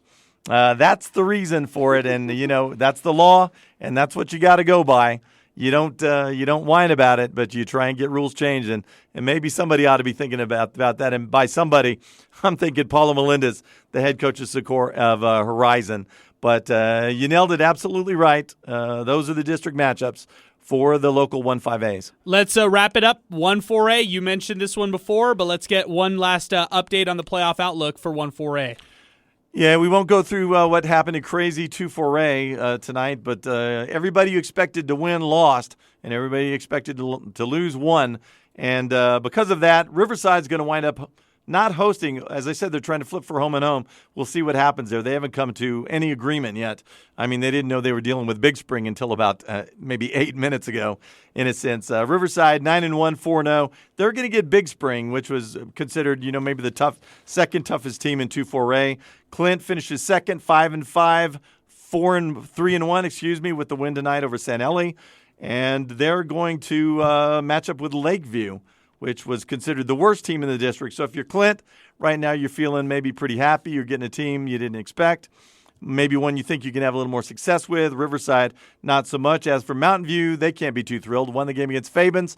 In a sense, you think you're getting maybe an easier team. They get Fort Stockton, the defending 2-4A champs, the team that thought they were going to be champs, again, until those same 8 minutes ago when they got dropped by Andrews. And Andrews, they are your champs, and they are going to go up against Fabens, 22-15 losers tonight versus Mountain View in a good third-place elimination game. Let's go over to our updated standings. That's after our show. You can check out 600ESPNElPaso.com for recaps, photos by Prep 1, and final scores from Football Friday Night. Make sure to subscribe to Football Friday Night on demand for the replay of every show. So if you missed today, you could check back tomorrow. You could check out Football Friday Night on demand, and it is available wherever you get your podcasts. That will do it for us tonight. Week 11 in the books. Paul MacKinnon, we're done for today. And now we got to turn the corner over to playoffs. Playoffs. I love it. I can't wait, man. Thanks so much as always, Paul. Appreciate it. And we'll be back in action next week. All right, let's do it.